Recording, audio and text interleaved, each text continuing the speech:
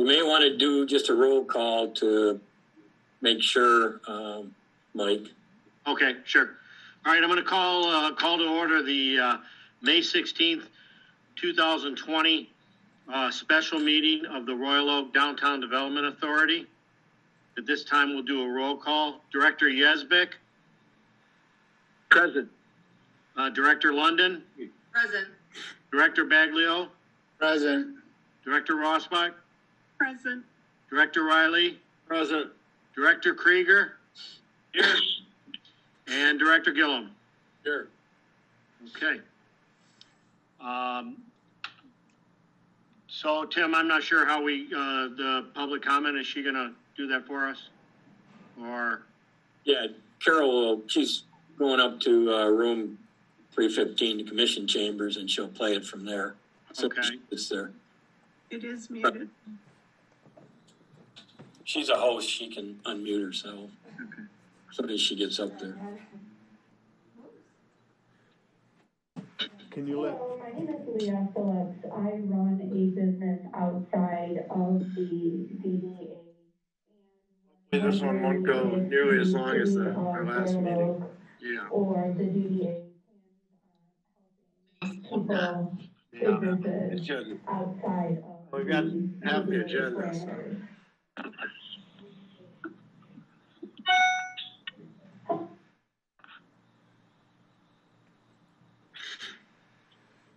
Can you let me in downstairs?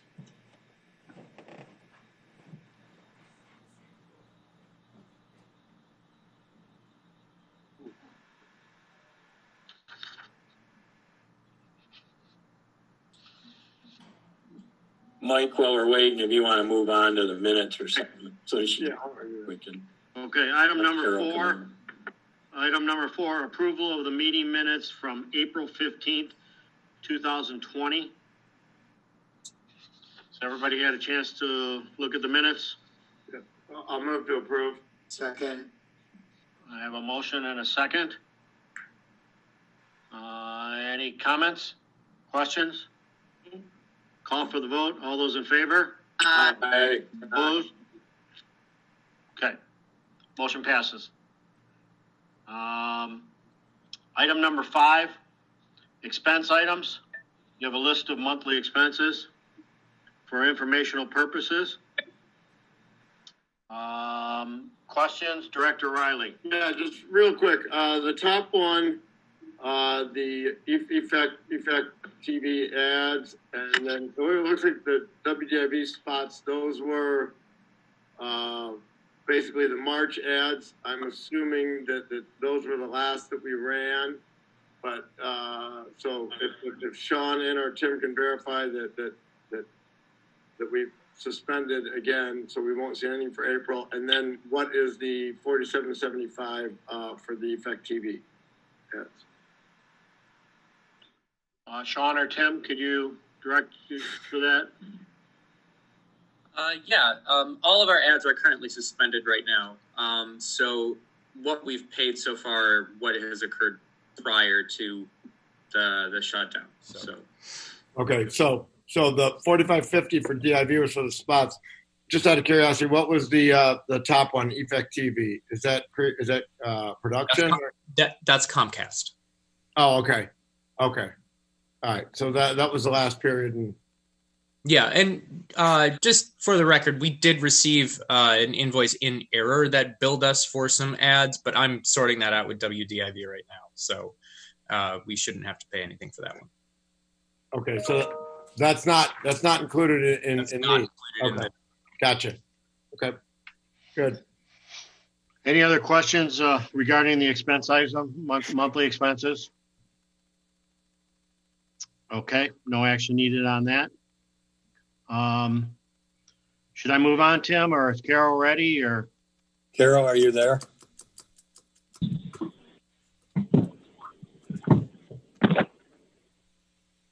Yes, I'm here.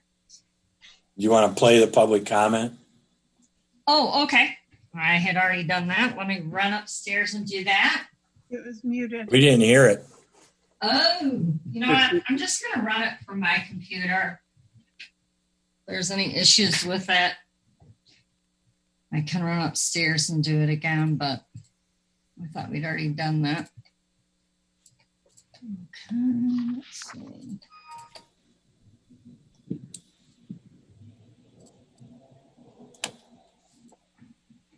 Hello, my name is Leah Phillips. I run a business outside of the DDA and was wondering if the city of Royal Oak or the DDA plans on helping people, businesses outside of the DDA parameters.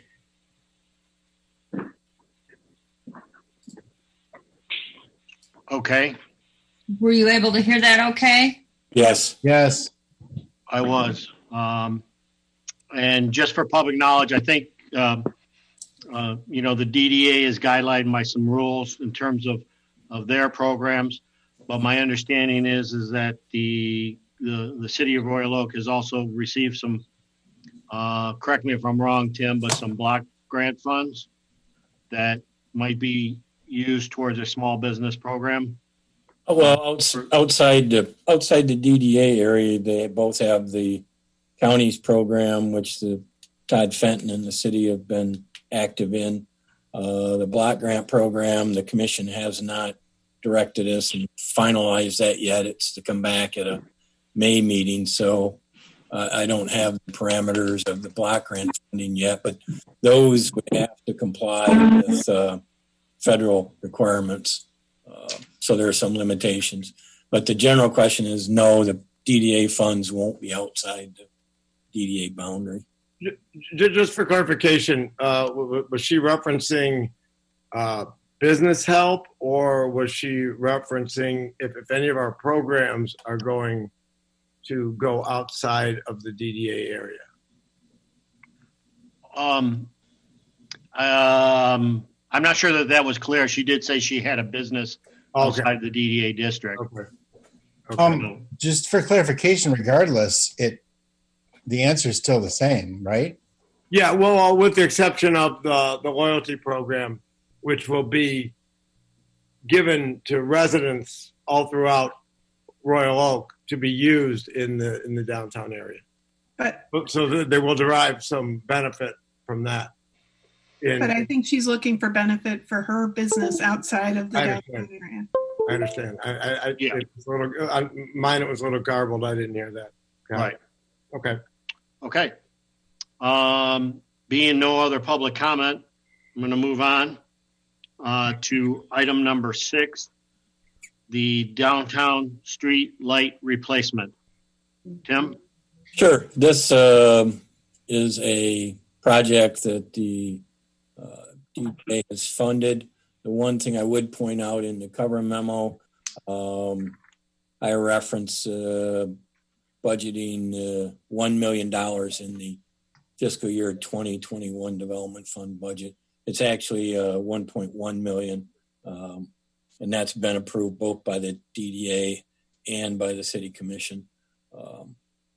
This recommendation is in regards to hiring an electrical firm to actually install and replace light fixtures, taking all the sodium vapor lights, and you'll see a map in your packet that identifies those, replacing all those decorative lights with LEDs so that they all match in terms of color and brightness. Also, some of the poles and bases are not a standard size, so there's some of that being replaced as well. So this award would be to a company to do that installation. You'll see staff's recommendation is for Harlan Electric Company.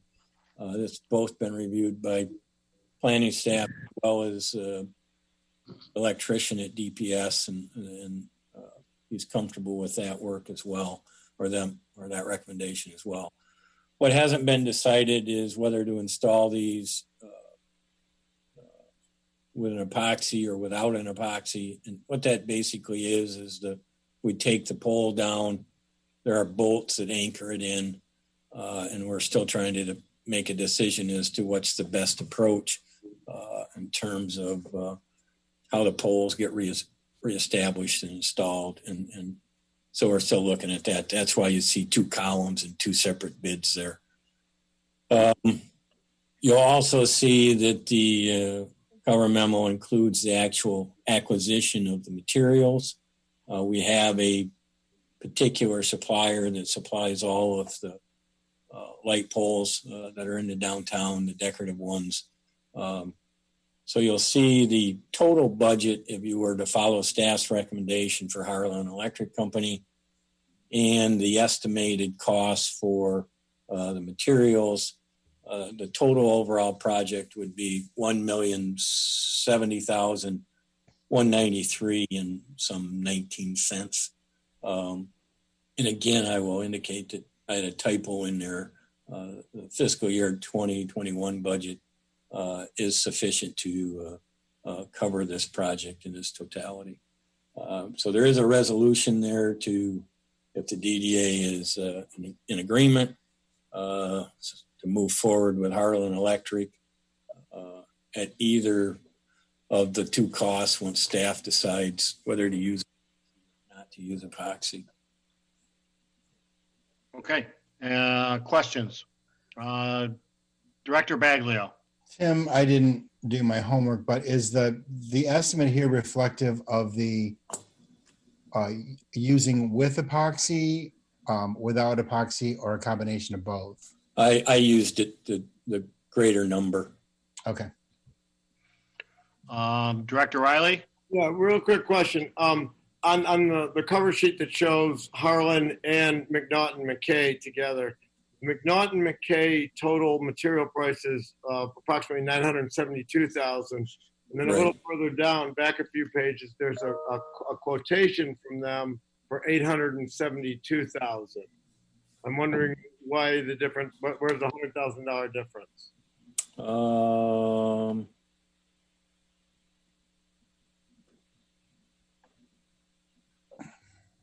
Let me see. I believe.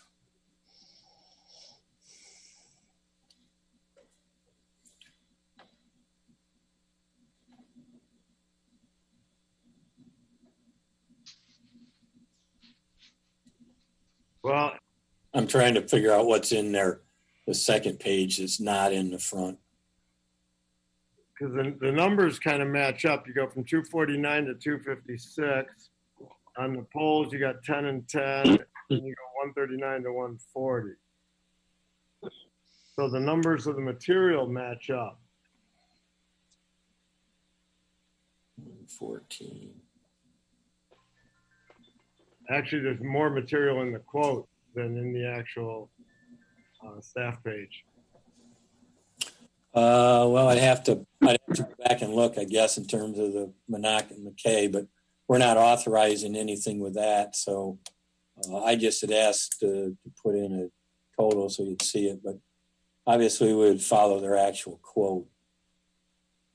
So if we're following their quote, then we're actually going to come in. Well, you're under budget either way, but just add 98,000 to 872 if the numbers don't match up. 249.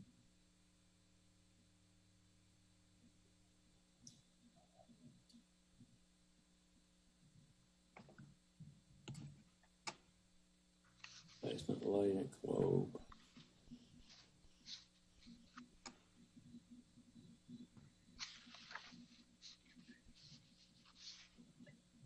It could be that some of the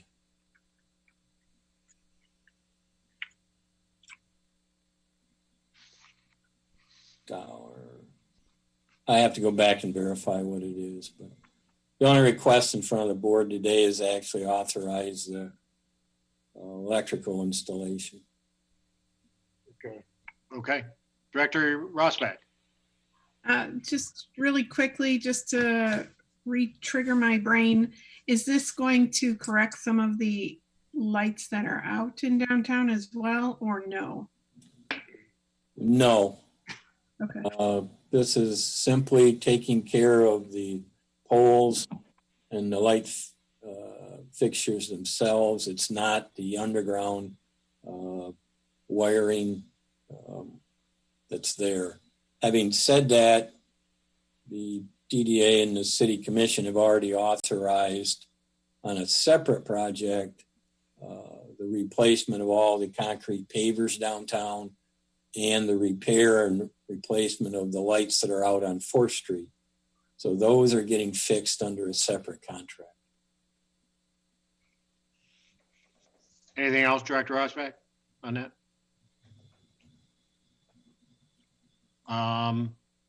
Director Riley. Yeah, and Tim, I'm just wondering, so basically when we take the two programs and put them together, 4th Street will be, we can assume that all the lights will be nice and everything will work. Do we have any idea, or are we looking at away from 4th Street? Are there? I know there's not an area like that where they were all out, but do we have any idea of like how many light poles there are that are not functioning that we need to address? Has anybody looked at that? I believe the DPS electrician has an inventory of ones they're aware of, and it varies as far as the reasoning. I don't know that it's complete in terms of the fix there. I think we'll look at it once these two projects are done and see where our problems are at. So basically the plan will be to take care of 4th Street, implement all of the new light poles and see how many problems are corrected by that, because I would assume some of them are probably faulty poles. And then after that, then we'll go and assess the little spotty light poles or whatever and come up with a plan for that. Does that make sense? Right. Okay. All right. Okay. Chairman, I have a question. Yes, Director Yazbek. Did the infrastructure committee look at the proposed poles and lights, decorative poles, or did this just go straight to the bid? Or well, the infrastructure committee and the DDA have looked at the street inventory map. They've looked at this program in its totality. What has not been in front of the infrastructure committee was the actual bids from the electrician. We haven't had meetings recently, so rather than delaying this, we simply brought the bids from the various electrical firms right straight to the board. I guess my thought, just thinking out loud, I don't know one way or the other. In light of the uncertainty of what's going on in the world right now, and specifically our downtown, does it make sense to spend $1 million on the decorative lights right now, or would it make a little more sense to push pause and see how this thing unfolds? Let's make sure we have a downtown to illuminate before we spend the money. I don't know, just a thought. I'm not sure if that's right or wrong, but wondered what you guys thought of that. Tony, I would be in agreement with you on that. Well, the one thing that I would say, to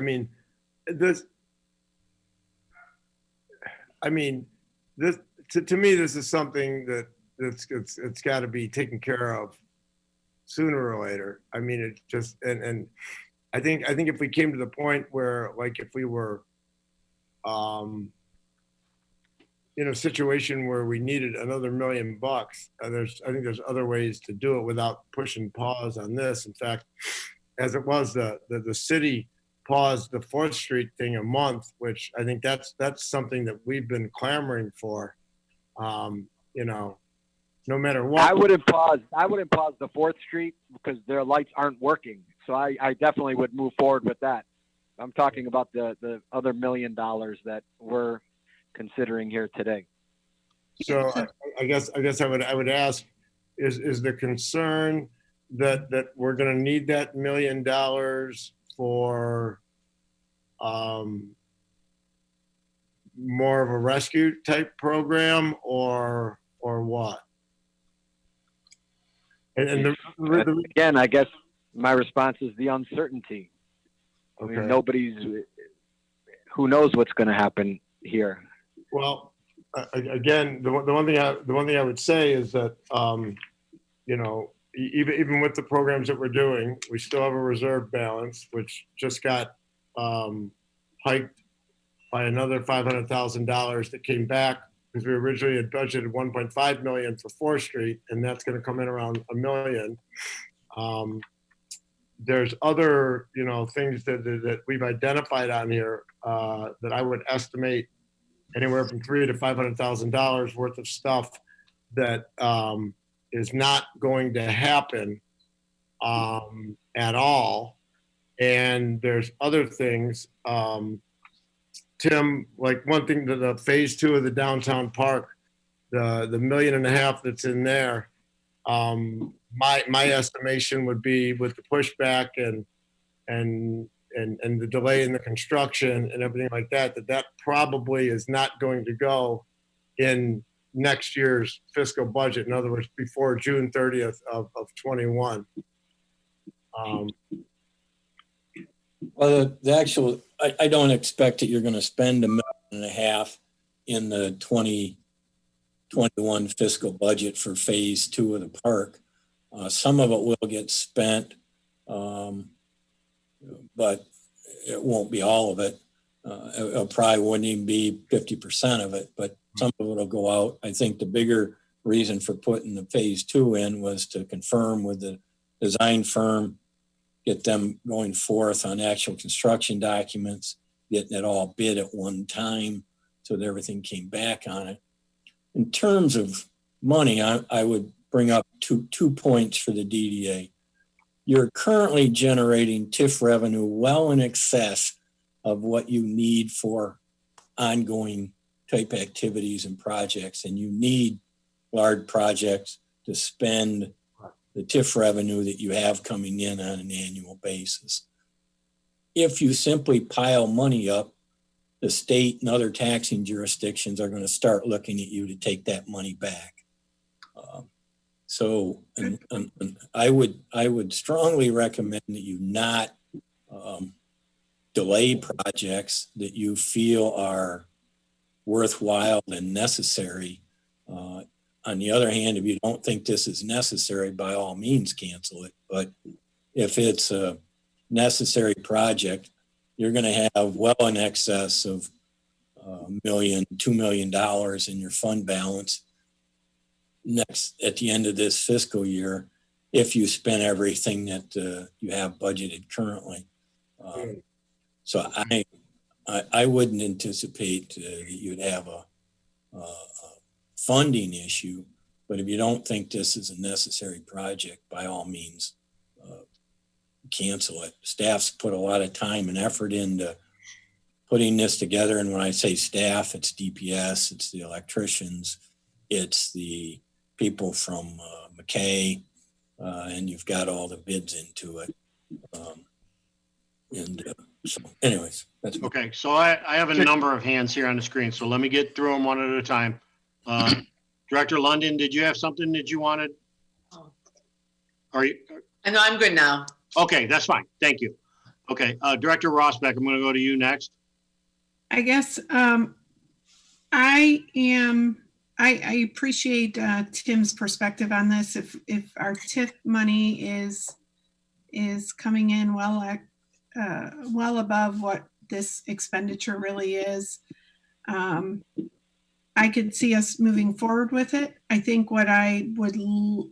I think there's a difference between creating or improving our facades versus fixing the problem. So I would hope that the 4th Street project go before any of these fixtures, or if these fixtures, if we do agree to go forward with this, make sure the fixtures for those that are out or have problems get put on the secondary priority or the first priority to get fixed before we improve, create a better light, but it still doesn't work. Okay. I'm going to just interrupt for one quick second. I have a question for Tim.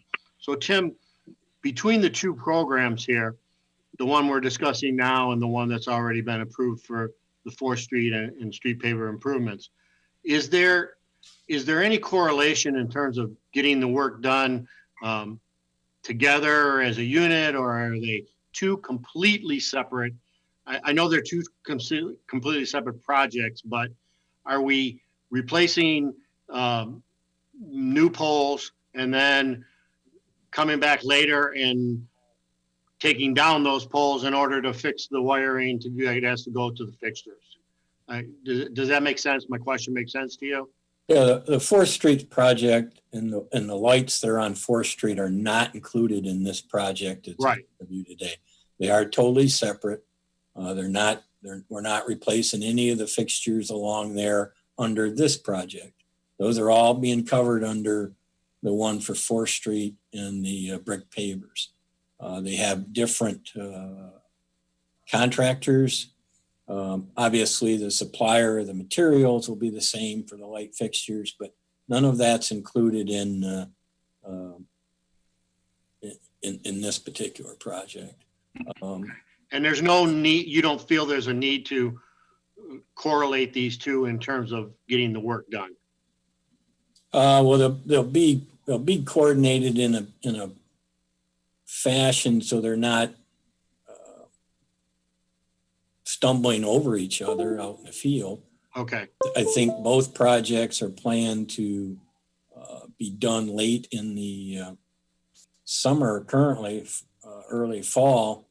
And that's one of the questions that we have internally, is whether that's the best idea. But that's how they were set up, because a lot of the events now are wanting to move back into the fall and whether we should be doing these early. But that's a discussion we'll have about how we want and when we want to plan them. But initially they were all planned to be done in the fall before winter. Okay. Director Baglio?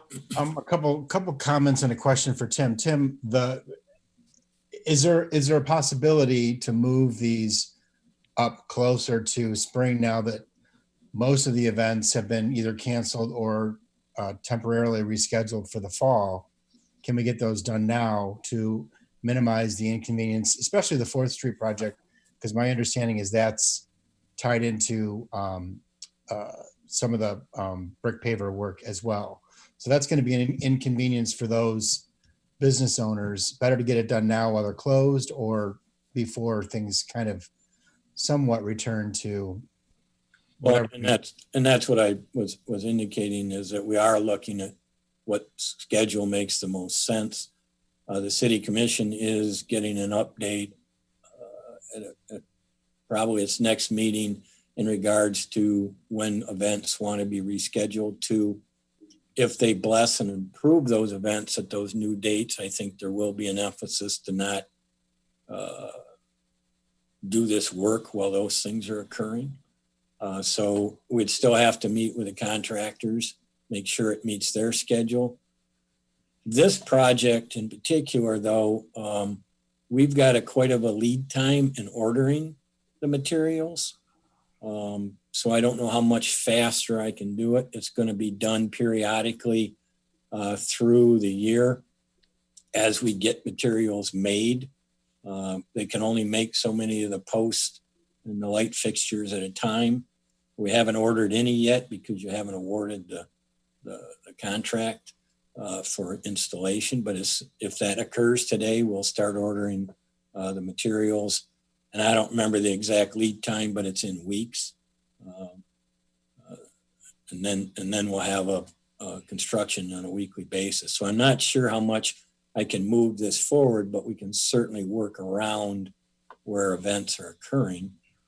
The other project on 4th Street and the brick pavers, obviously, and I've already talked with city engineer Holly Donahue about not and maybe adjusting that project, but we're kind of waiting to see what the commission does with the events. Okay.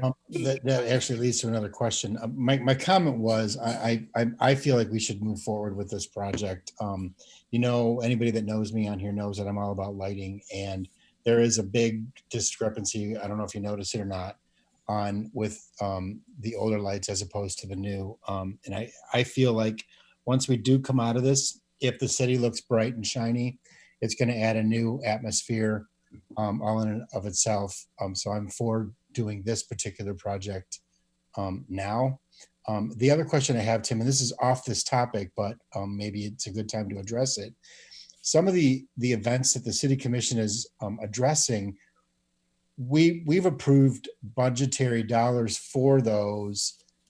And since the city commission has already approved the permits for June, do we lose any input as to whether or not we would like to rescind some of that funding or review some of those events? Under other business, I was going to bring up and discuss what the basic outline would be for the two events that the DDA is providing funding to and where they've asked to be moved. But I was going to do that under other business. Okay, that we'll cover it then. I have nothing else. Just a couple things, guys, real quick. The lead time on the new light poles, 8 to 10 weeks. Okay. Okay. So, Okay. you know, I agree with Director Baglio. One, the state of our lights. I'm with him all day on lighting, and the state of our lights is worse than I think a lot of us think.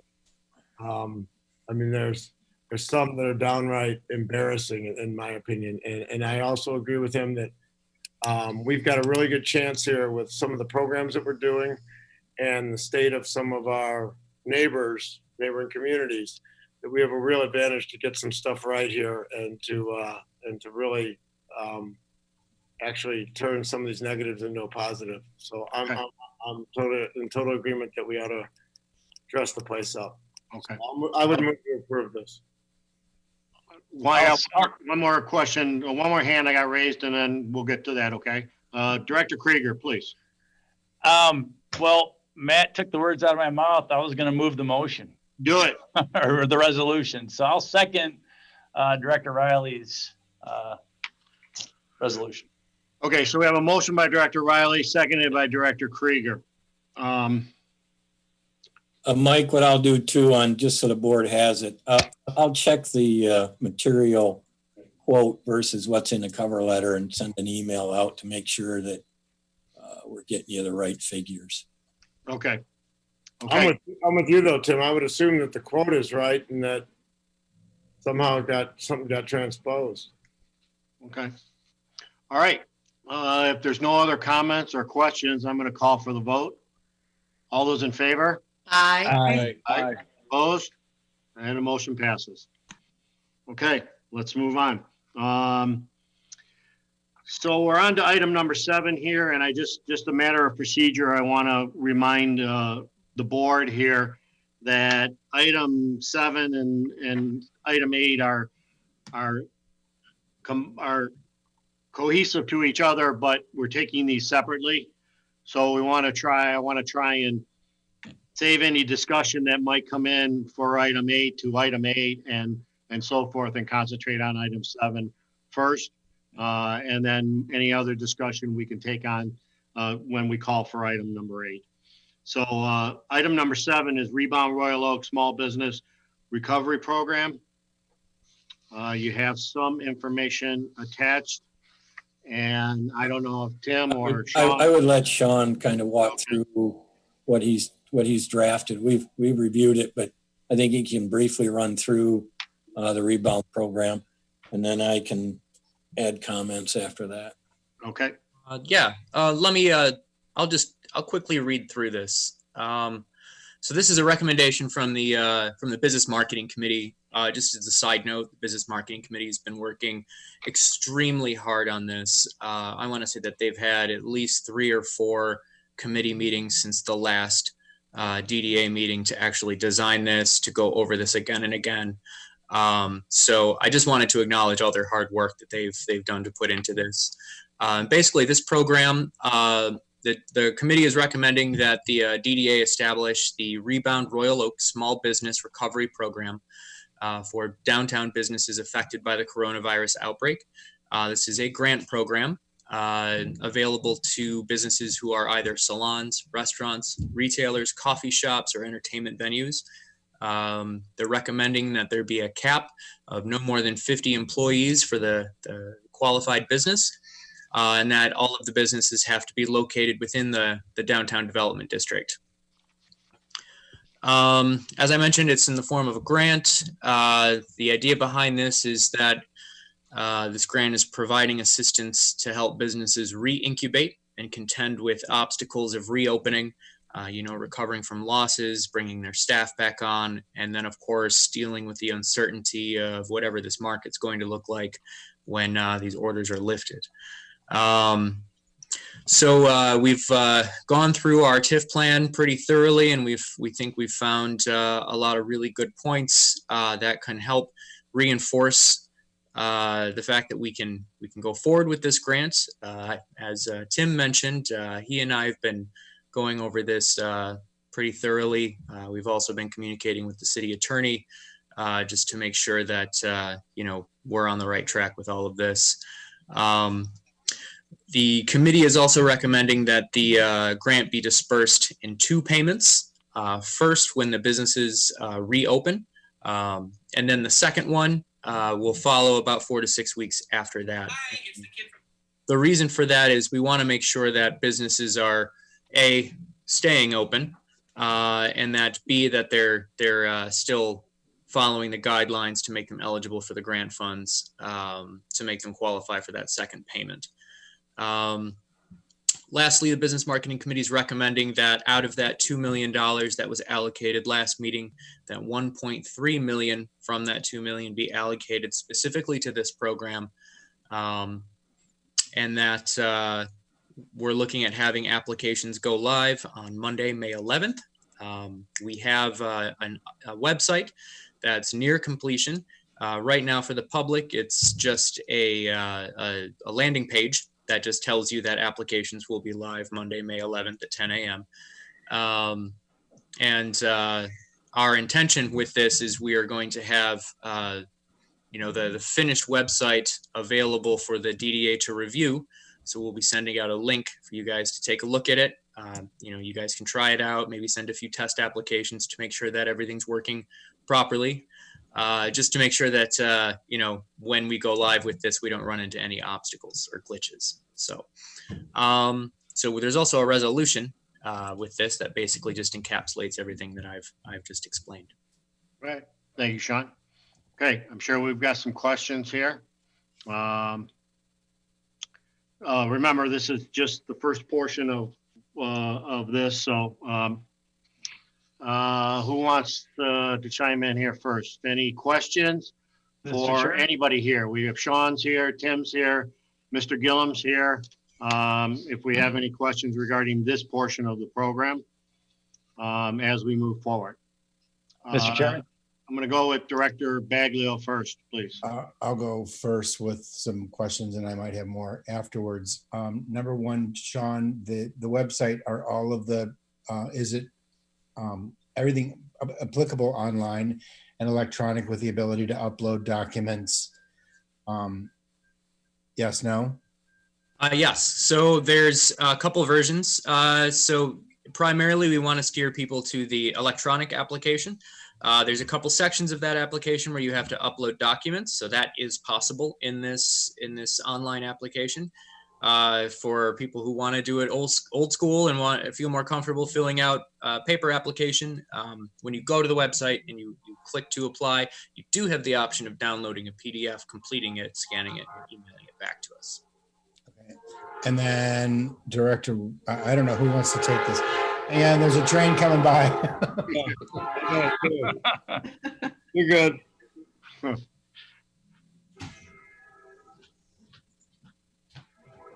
Sorry about that. No problem. My other question is, can anybody lightly go over the criteria? Yeah, I'll handle that. Basically, the application, everything that we put in it is the criteria that we're looking for. And the long and the short of it is that we are going to wait until we receive all the applications, so we know how many we're looking at. We see what's out there and what numbers are out there, et cetera, and until we finalize what criteria will be used. Also, the more time that goes by, I go back to what I said at the very beginning of this process, that it's an incredibly fluid situation, and it literally changes daily. And stuff may happen in the next week or two where it may cause the criteria to be adjusted. The bottom line is we are going to, and I know Tim's going to bristle at this, but we're going to move fairly quickly on this. I know there's not a time frame given here, but we're going to give to the 18th to get the apps in. The whole BMC feels that a week is more than enough time to get this in. I think if you guys have looked at the app, which I'm sure you all have, I think the majority of the apps will probably come in within the first 24 hours. We will have, not only will we send out notification immediately via email, I'm assuming via social media, via press release, we will be following up with phone calls for people who either A, have not submitted an app that we think probably, falls within the confines of the program. For people who submit, in other words, there's certain stuff that we're asking for, like, payroll hours, and we understand that people may misinterpret something or whatever. We will look at the apps as they come in and make sure that we get complete information. Look, we don't want to, we're not like the SBA or some of these banks where if you don't dot an I or cross a T, you're going to not only go to the bottom of the pile, you're going to get thrown out. That's not our intention here. Our intention here is to help as many of the local independent businesses that we can and help them to keep their doors open. We can't solve everything. We can't take away all their debt, but our goal is to help everybody, and we're going to be amenable to that, and we're going to move fast. And now, what I will say is that obviously everything that we do is going to be transparent. You guys are going to have to bless everything before anything is issued. We have been agonizing, trying to figure ways to make it as fair as possible. For when I say sectors, I mean the different sectors involved in the grant qualifications, if you will, whether it's retail, whether it's a bar, whether it's a restaurant, whether it's a salon, whether it's an entertainment venue. So the short answer is we don't have the exact criteria now, but the criteria is pretty much everything that's on the application. And by the way, our goal is, so the apps come in between the 11th and the 18th. The BMC will go through everything for a week by the 25th. If we have to work 16 hours a day, we will do that. And we would anticipate scheduling another DDA meeting the 27th of this month to hopefully approve all this and to bring a few other things to the table that we're not ready to bring to the table today in terms of ancillary programs to help the businesses and to rejuvenate our economy. Okay.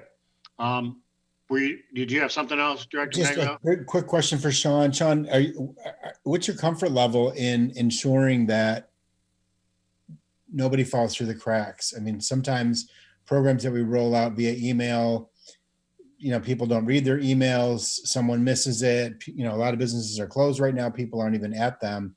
Are you comfortable that you'll be able to make sure that everybody that's entitled to this will get the message? I'm actually glad you asked that.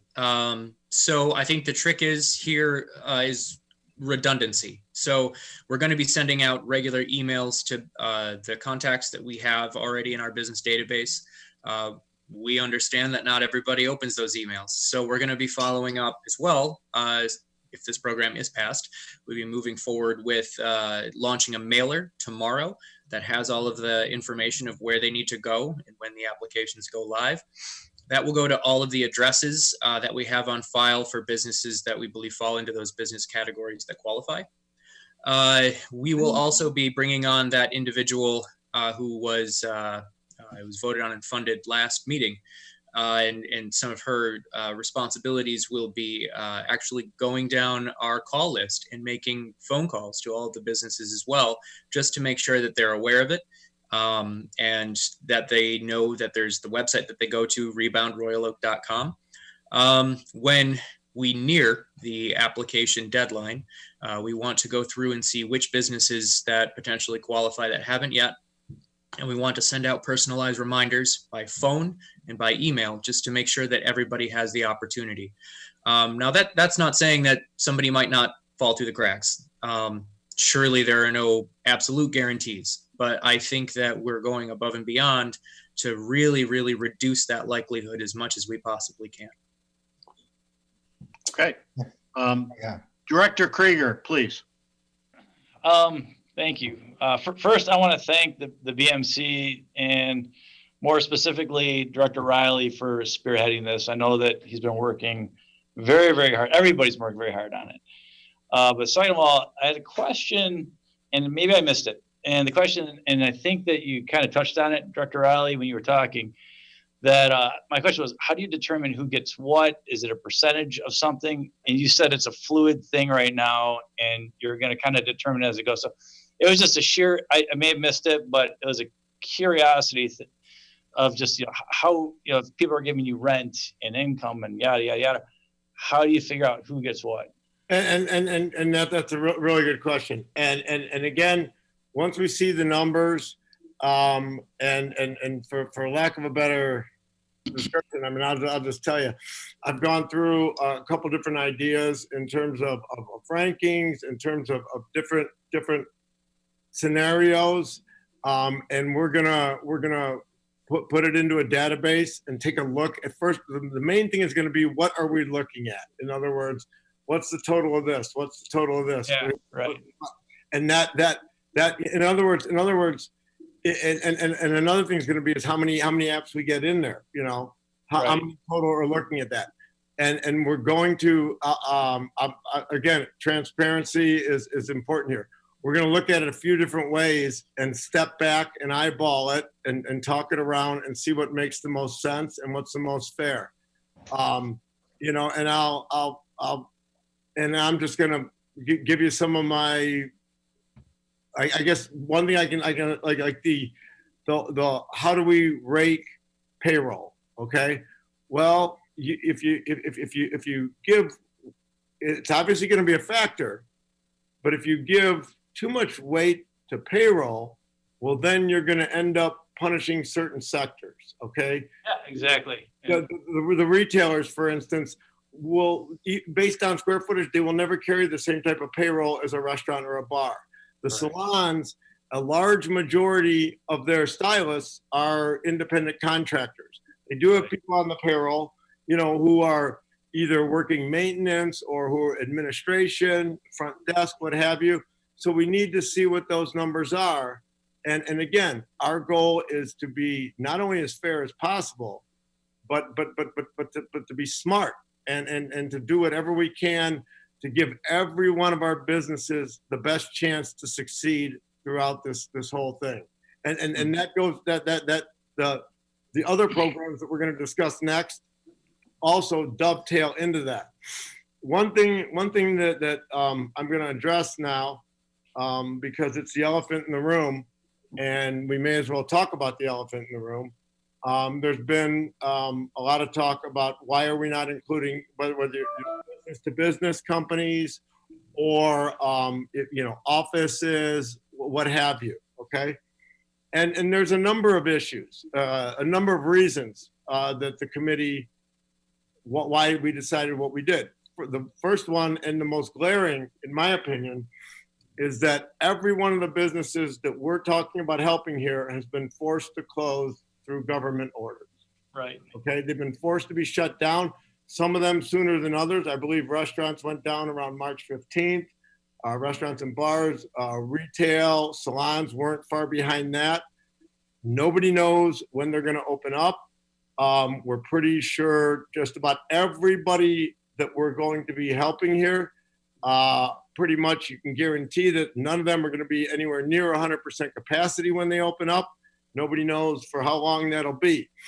The business to business people, and again, just like I've said with regard to our programs, that there's no one size fits all. And I don't want to generalize and say none of them have been forced to cease their operations, because I'm sure there might be some that I'm not thinking of, but the majority of them are still able to conduct their business. I understand that it's not at the levels that they had before, but it's not like the people that we're looking at, most of them laid off their entire staff. They have no income except for some of the restaurants are doing, carry out and deliveries, which is, that doesn't do anything for you, really, right? I mean, come on. So that's number one. Number two, the Paycheck Protection Program is not doing a lot of favors for the sectors that we're helping here. In other words, if any of them got them, they have 8 weeks from the time they get them to use it for payroll. And some people said, well, they can use 25% for running utilities. Well, no, they can't, not unless they use it. The only part that's forgivable, and I don't want to go into the whole program, but the only part that's forgivable on the rent and utility side is 25% of what they use on the payroll side. Right. The majority of the people that we're helping here will not be open within the 8 weeks that they've gotten their payroll or paycheck protection loan. So it will all convert into a loan, which is great. They'll have money, but they've just added a ton of debt, and they're trying to rebuild a business. On top of that, they're going to have to get their workers back. And the majority of them have laid them off. And believe me, we're already hearing stories about, because of the $600 federal unemployment that was added, workers are, particularly at the workers at the level of pay that work in the places that we're helping here, a lot of them are pretty much, some people have called back. My sister has a place in Chicago. Her people said they're not going to come back till the end of July. I mean, they're just not. So you're going to have that issue. On top of which, a lot of the business to business people and the office types have other avenues that they can pursue for forms of finance, whether it's bank loans, revolver, lines of credits, far easier than the people in these sectors. The people, generally the retailers, the bars and restaurants, they really don't, the main asset they carry is their goodwill. They don't have physical assets or accounts payable, accounts receivable, or contracts or something like that they can use as collateral to borrow against. And the last thing that I'll say is that, and I know all businesses will face that, but these sectors especially are going to be facing a ton of extra cost associated with the new normal of conducting business. Okay, so costs, whether it's gloves, whether it's masks, whether it's protocol with employees, screening them every day, it's going to be a whole different world. So again, I know there's a lot of businesses that are not happy that they're not included in this, but if I was one of them, I would feel the same way. I would say, what about me? I'm a taxpayer. This, that, and they make a very compelling and cogent argument. We've decided that our number one goal, again, is to help these places, and our job as the DDA is to maintain a thriving downtown area and economy. And I think a lot of it, starts with the people that we are working with here. Okay. Any other Director Rossbeck?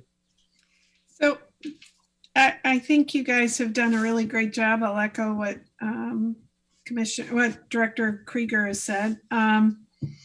What I wanted to get some clarification on is we have salons within our footprint that are one of many locations. Are we able to tie this money relief, if they do request it, to their Royal Oak location? That's my first question. My second question would be, as the only non-business owner on this commission, I want to make sure that this is really as transparent as it should be.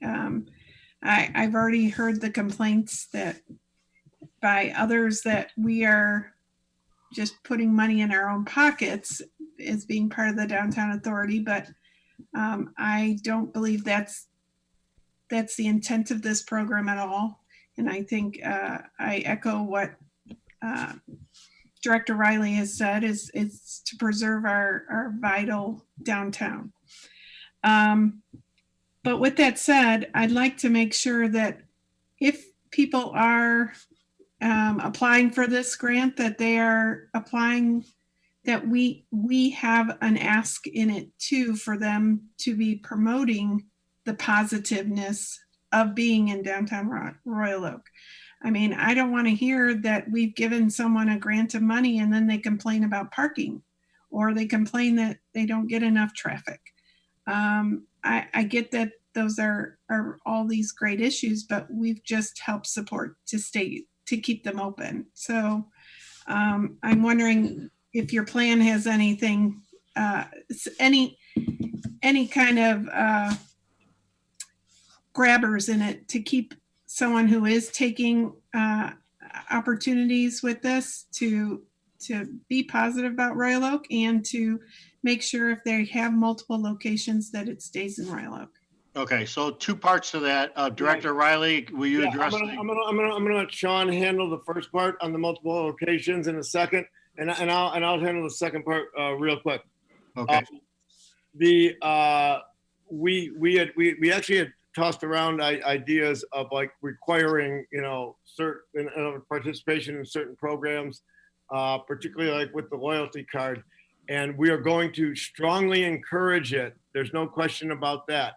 One of the reasons that we stayed away from making it an out and out requirement is that we had to empathize with some of these owners, and we everyone's got a different situation with their business.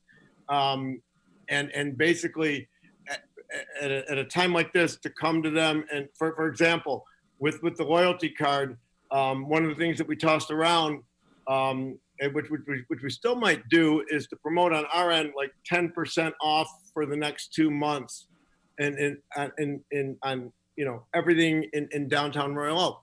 Well, we could have people opt into that, but to force that down somebody's throat, we don't know what margins everybody's working on. In other words, we might be inflicting more pain by forcing them into something like that, and that's the last thing we want to do. And we certainly don't want to be dictating to any of these businesses how to run their business when they're sitting there wondering the same thing in this type of a situation, something they've never dealt with before. They just want to get the doors open and try to get some cash flowing. So I would agree with that. I'm not advocating that we ask for them to create more sales for them. That's not at all. I'm advocating that we can't hear disparaging remarks. I'm saying put some teeth into that comment of the DDA is providing support to this business. The disparagement of Royal Oak cannot be part of that, though. That's all I'm saying. And Director Gillum, I mean, I don't know that we can put out there and I mean, I would love to say, look, guys, we're helping you out. Don't say bad things, but I don't know what to tell you. I don't think we can dictate what people say. I mean, what I've had conversations. You can do it with non-disclosure. So I'm not advocating a non-disclosure, but I am stating that there are ways to do it. Okay. Okay. Director London, please. Yeah, I don't think you can tell a person they can't complain. I mean, you don't know their personal situation. I personally have put in thousands and thousands and thousands of dollars of my own personal money to stay afloat. And if I'm having a bad day and I got $10,000, but I'm still way in the debt, of course I'm not going to complain because I made that choice to save myself and save my business. Right. But I agree. I don't think you can tell them they can't. You don't know what we're going through. You have no idea because you don't own a business that what I am doing to stay afloat. It makes me want to cry on a daily basis, but I choose not to cry. I choose to fight the good fight, and I'm doing my best. But you're not asking your job to pay out of your own pocket, so your own savings to dwindle, and you're closed, and you get to survive the best you can. So I've never complained to the media, and I don't intend to complain. But I don't think you can tell someone they can't complain.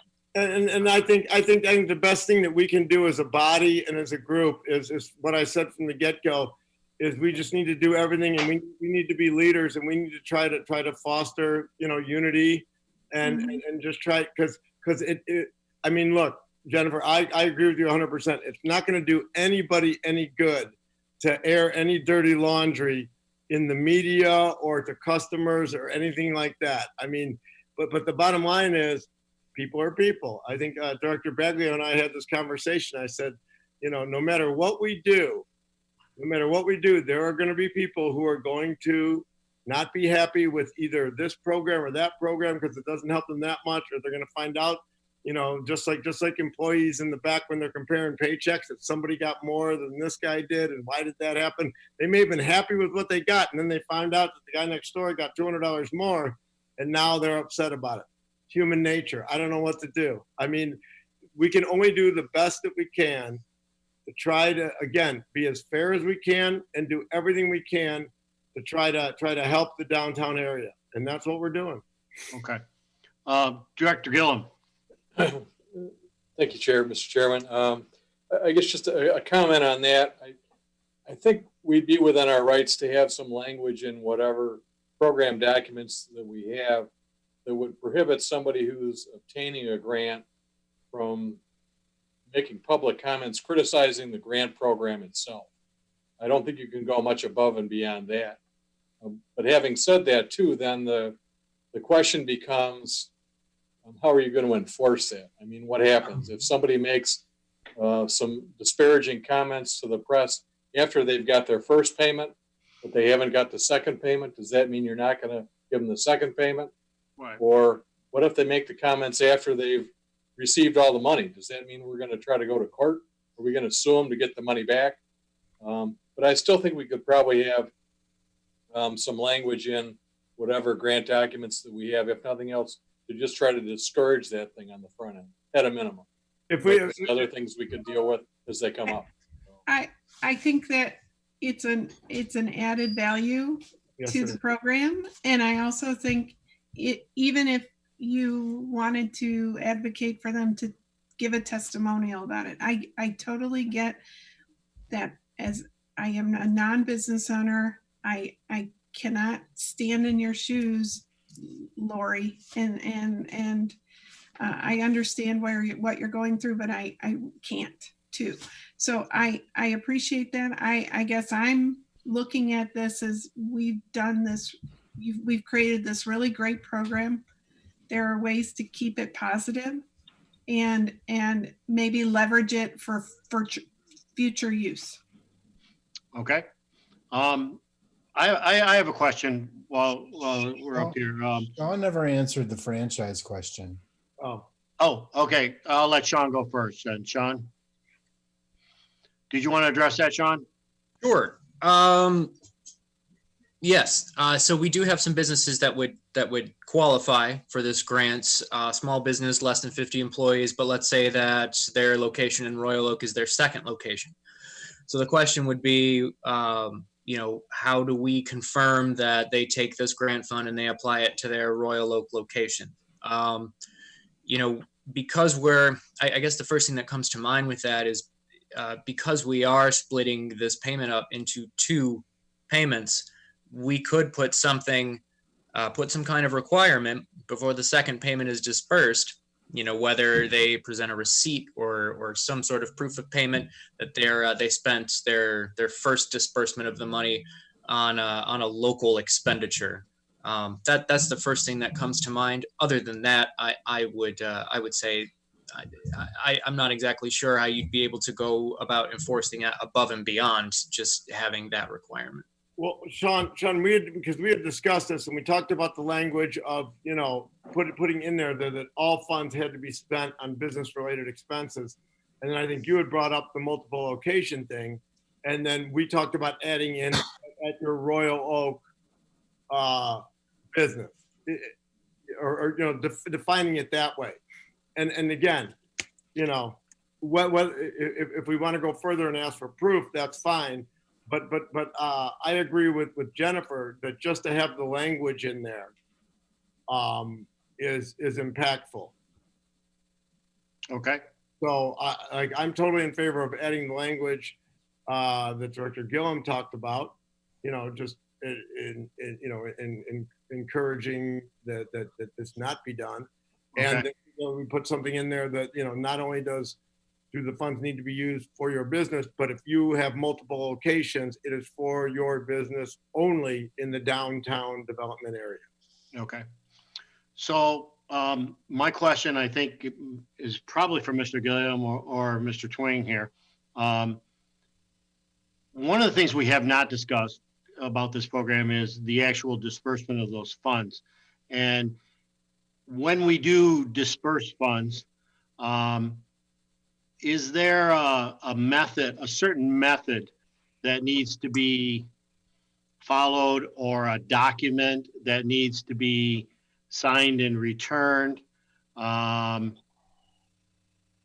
go along with the checks that are issued? Am I making sense what I'm asking here? Well, from my standpoint, and Dave can jump in whenever he'd like, but Sean and I have talked about, and I know the committee has a recommendation that they want to bring forward, but from a procedural standpoint, if you approve this today and we go out and get applications and they come in, it's the intent of staff to use the criteria that's in the application in the sense of, the items that are there, the monthly rent, the square footage, that sort of thing.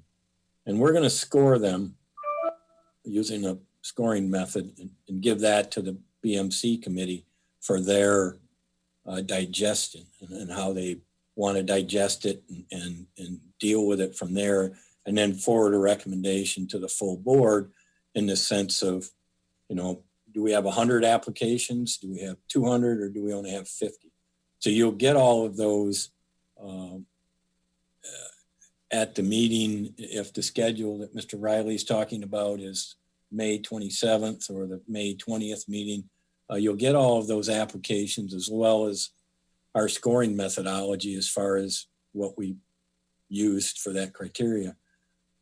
After that, if you've approved the grants, as my understanding is the committee is recommending, this is not a loan with a forgivable period or anything like that. It's a grant.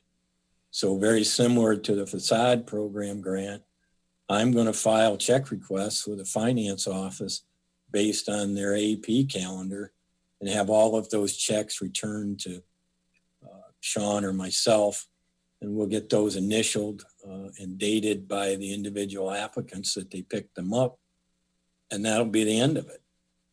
At the point the DDA and committee decide that a second disbursement is ready, we will follow that same process and give them their second disbursement.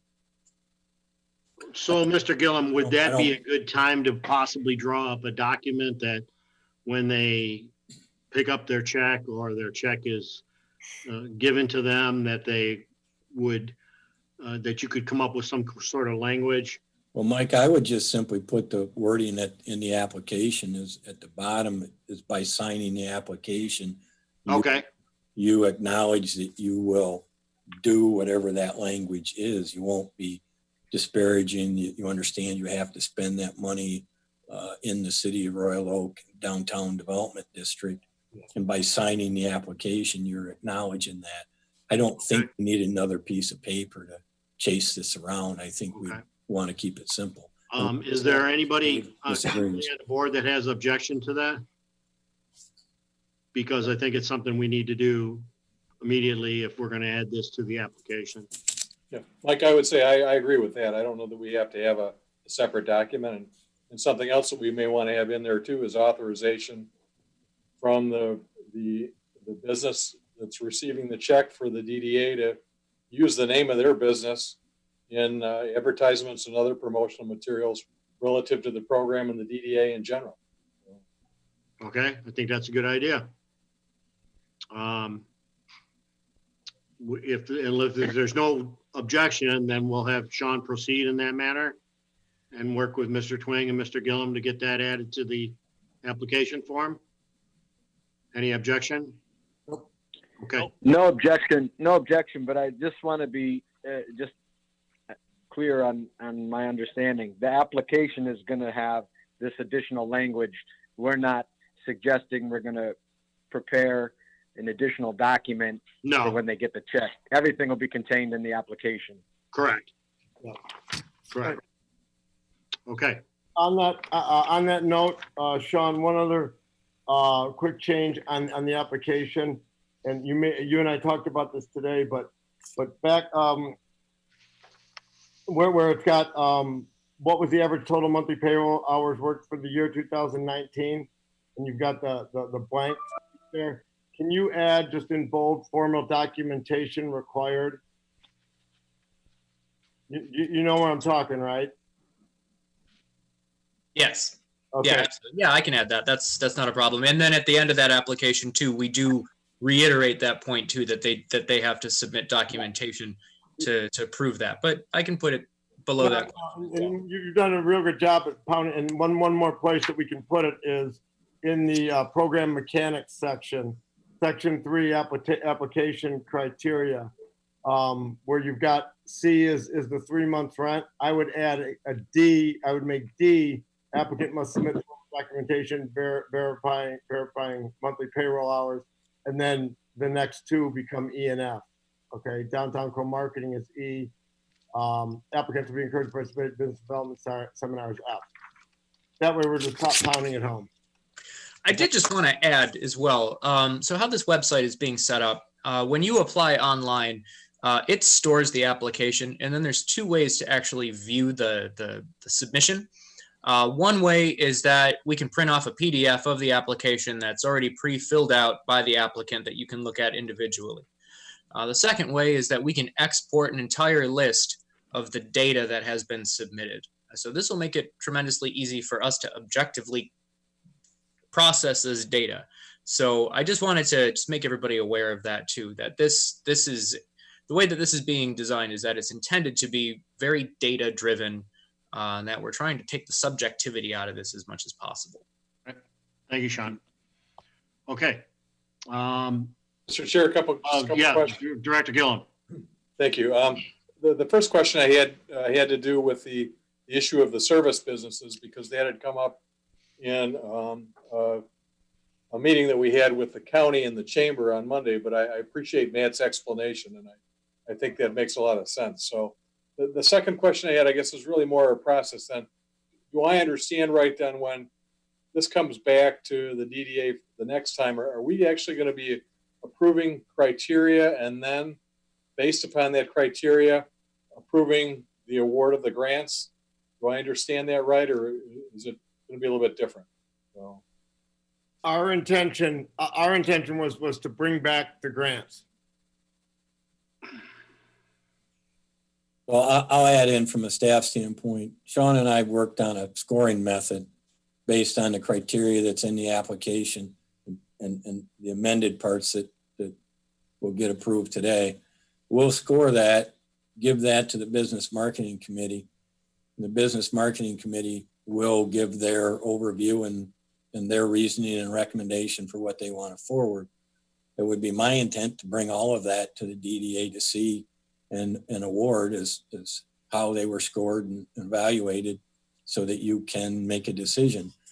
If you disagree with the criteria that was used or the scoring that was used, obviously I would think the board could have an opportunity at that point to change it, make a different decision based on that. Up until that point, I would see it as a recommendation. Okay, I appreciate that. Thank you. Okay. Any other questions regarding item number 7 here? Well, I have, Mike, I have two other comments just for clarity out there for everyone. And I just want to throw it on for, if a DDA board member wants to apply, I see no reason why you can't apply. You will need to abstain from any discussion in regards to your application, whether it's at the committee level or at the board level. And I would suggest you don't even participate in the meeting or that part of the meeting when a board member's application come up. Again, this goes back to keeping everything transparent and above the board and ethics ordinance and things. So yes, a board member can apply, in my opinion. I don't participate in committee, don't participate in emails regarding it, don't participate in any level in regards to that evaluation. Okay, good info. Secondly, if this comes back during this fiscal year, May, for an award, part of the award will have to be to allocate the funds this year. So far, we've blessed all the money in next fiscal year. So those are the only 2 points I would bring up in addition to what's been brought up. And we can, I mean, that's a simple, and that was something I asked you about was, you know, because we had approved this in the next year, that's as simple as us pulling something forward, right? Because I mean, the bottom line is, in the budget that ends June 30th, 2020, there's still reserves there, but we haven't budgeted. So we'd have to make a motion to move something into a budget, correct?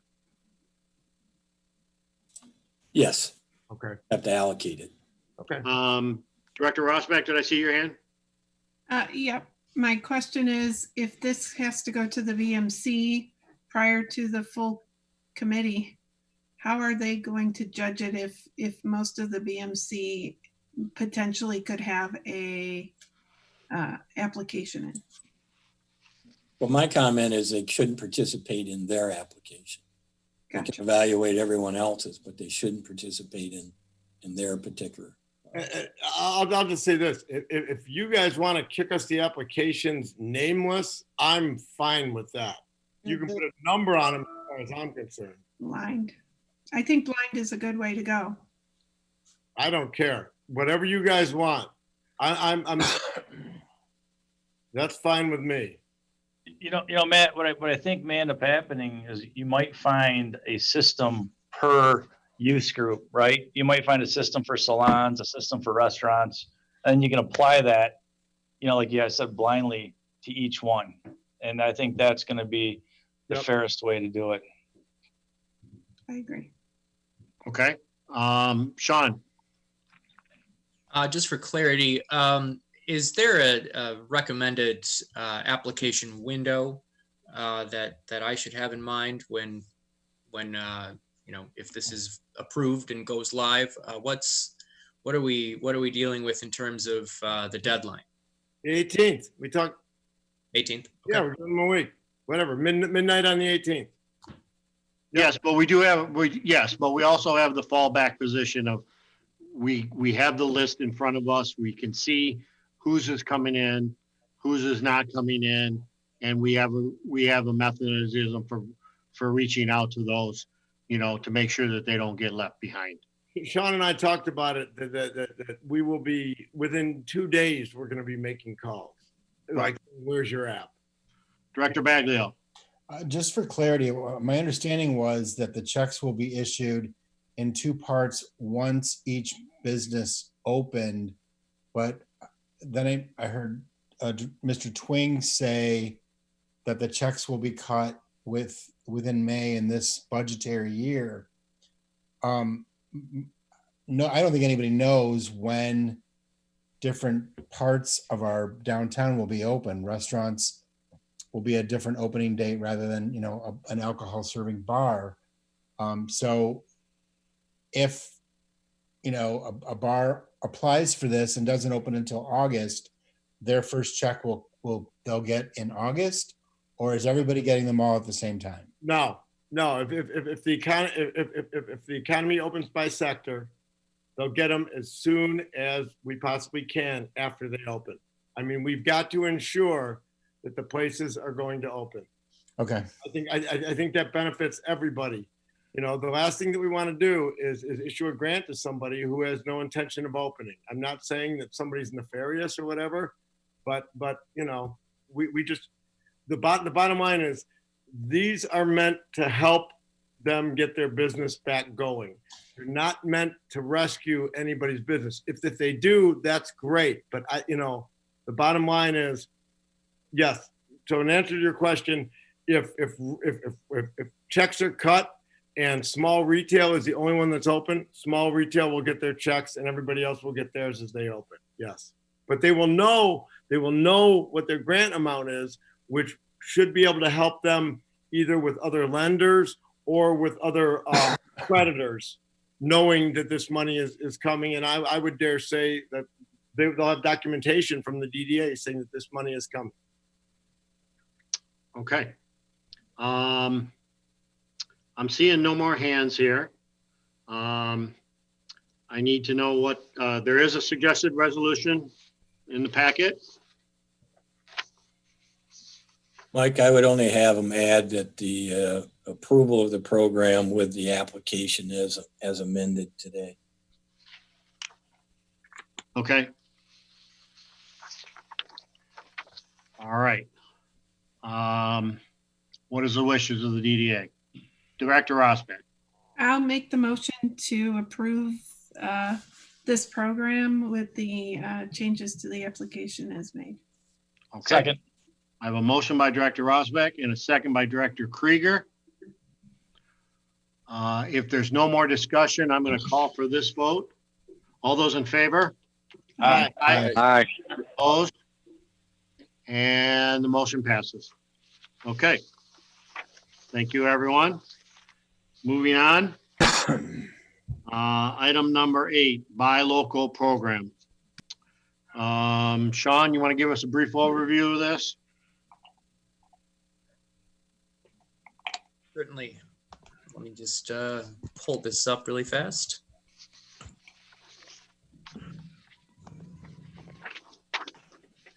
Okay, another recommendation coming out of the Business Marketing Committee. This also draws from that $2 million emergency relief fund that was established at the prior meeting.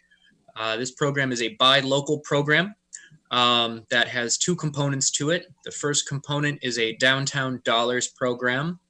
The second component is a resident discount card. So what the committee is recommending is that this downtown dollars program basically print what I guess what could be described as gift certificates, but they kind of act like currency that can be spent downtown with participating businesses.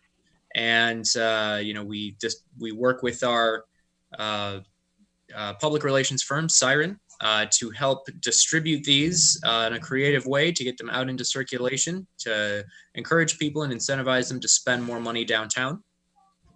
The businesses can then take these gift certificates to the DDA, in which we can then issue them a check in the value of what they turn into us. As for the resident rewards card, similar scenario, we would work with Siren PR to distribute these throughout the community, and a cardholder could go into a participating business, show that they have the card, and that could qualify them for something like 10% off or any other discount that that business owner wants to add on to that. So the Business Marketing Committee is recommend that the DDA approve the Downtown Dollars and Resident Reward Card program, and then allocate a total of $200,000 to fund the program. Can I give a little more background? Just sure, that's helpful, and then we'll ask questions. So I'm just going to take them one at a time. The loyalty card, again, one of the first things that we thought of was you know, we've got 60,000 people, like I said before, that we all share one thing in common, and that it all says Royal Oak on our driver's licenses. And we wanted to do something to kind of, try to bring the community together and foster a buy local program to help, the businesses in the downtown area that are obviously going to be struggling, and God only knows what the rules are going to be going forward. God only knows how many people are going to, what the confidence level is and the appetite for consumers to come out and patronize. So what we wanted to do, and I just want you guys to remember this, that these are more stimulus programs than they are marketing and promotion programs. In other words, the goal of the business marketing committee was to try to come up with the most homogenous type programs that could help every sector of our downtown businesses, whether it's Ridley's Comedy Castle, whether it's the nail salon, whether it's Right Impressions, whether it's Ronin, et cetera, et cetera. And an effective stimulus, I think, requires that a benefit is given that's immediate and noticeable. And that's what we're striving for here. So with the cards, and again, this is where we kind of, agonized around. Both of these programs, what we really like about them is that we can keep them in existence. Okay, the card program, we're going to make them, they're going to be printed cards. They're going to be fairly nice. And they'll obviously come with the description of what they are. And then we will figure out that there might be a situation whereby with the website where we might say, okay, here's what we really want to do. Like maybe we do want to do the 10% off thing, but people will have to opt into it. Okay. But the bottom line is these cards will be out there and everybody will have the opportunity to offer basically whatever they want to the card holders. Okay. So if somebody decides that they want to put in their window that whether it's called the Royal Oak Loyalty Card or whatever, that for the next 3 weeks, here's what I'm doing. We're giving a free appetizer for everyone. They're more than welcome to do that. They can tailor their thing. And by the way, this card, I believe, unless anybody has an objection with this, and I don't see why they would, we can also use this for some of the business-to-business people in town. The office people can use it as well. I mean, if there's a doctor who wants to, or an attorney who wants to give a free consultation or something like that, I don't see why they can't do that. We'll have signage that they can use if they accept the card. They can advertise, to people that they accept the card for these things. Moving on to, and I don't like the term gift certificates. I'm not the Royal Oak dollars, script, whatever, the actual notes. Again, we agonized over this one big time. There's demographics. I understand that the younger people don't like to carry cash and they don't use cash. I understand that coming out of COVID, that some people are very leery of handling cash. The other, we looked at the something via an app or something like that, or where it would be in your phone or a type of a card. The two big negatives to that is, one, to do that and give those out, we have to load them in advance. So we're paying for it. We as the DDA are paying for that, whether they use that or not. Okay. The other thing is the card system would just be an undertaking, to have people be able to accept it. The app program is such that the merchants who would accept it, the program that's out there now, it would be akin to taking an order over the phone. In other words, you would have to enter in the middle of your busy time or whatever, all 12 digits, the expiration code and the CVV. And we thought that was a little bit too cumbersome, especially under the situation. The other thing we like about the dollars, the note program, is that we can recirculate them. Okay. In other words, it doesn't have to end with the first 3 months out of COVID or whatever. We can use it. For example, whether it's one of the things that I had talked about was Arts, Beats, and Eats has totally been a very difficult time for retailers. Well, maybe we work with the promoter to hand these out with people who come in to be used for retail stores only within the footprint. Just an idea, things like that. We can use them at Christmas time or whatever. Again, I go back to what I said originally. There is no one size fits all. Some of these programs, people are going to, certain merchants are going to love. Some they're not going to love. They're going to say, well, that doesn't fit me that well. We're just trying, not for unanimity. Again, like I said, I told the committee this. There's no chance of throwing a direct bullseye. It's not going to happen where we come up with the panacea that works for everybody. But we are, again, I'll go back to, we are not throwing darts in the dark. We have a couple more programs that we're going to be bringing to the next meeting to add on top of this.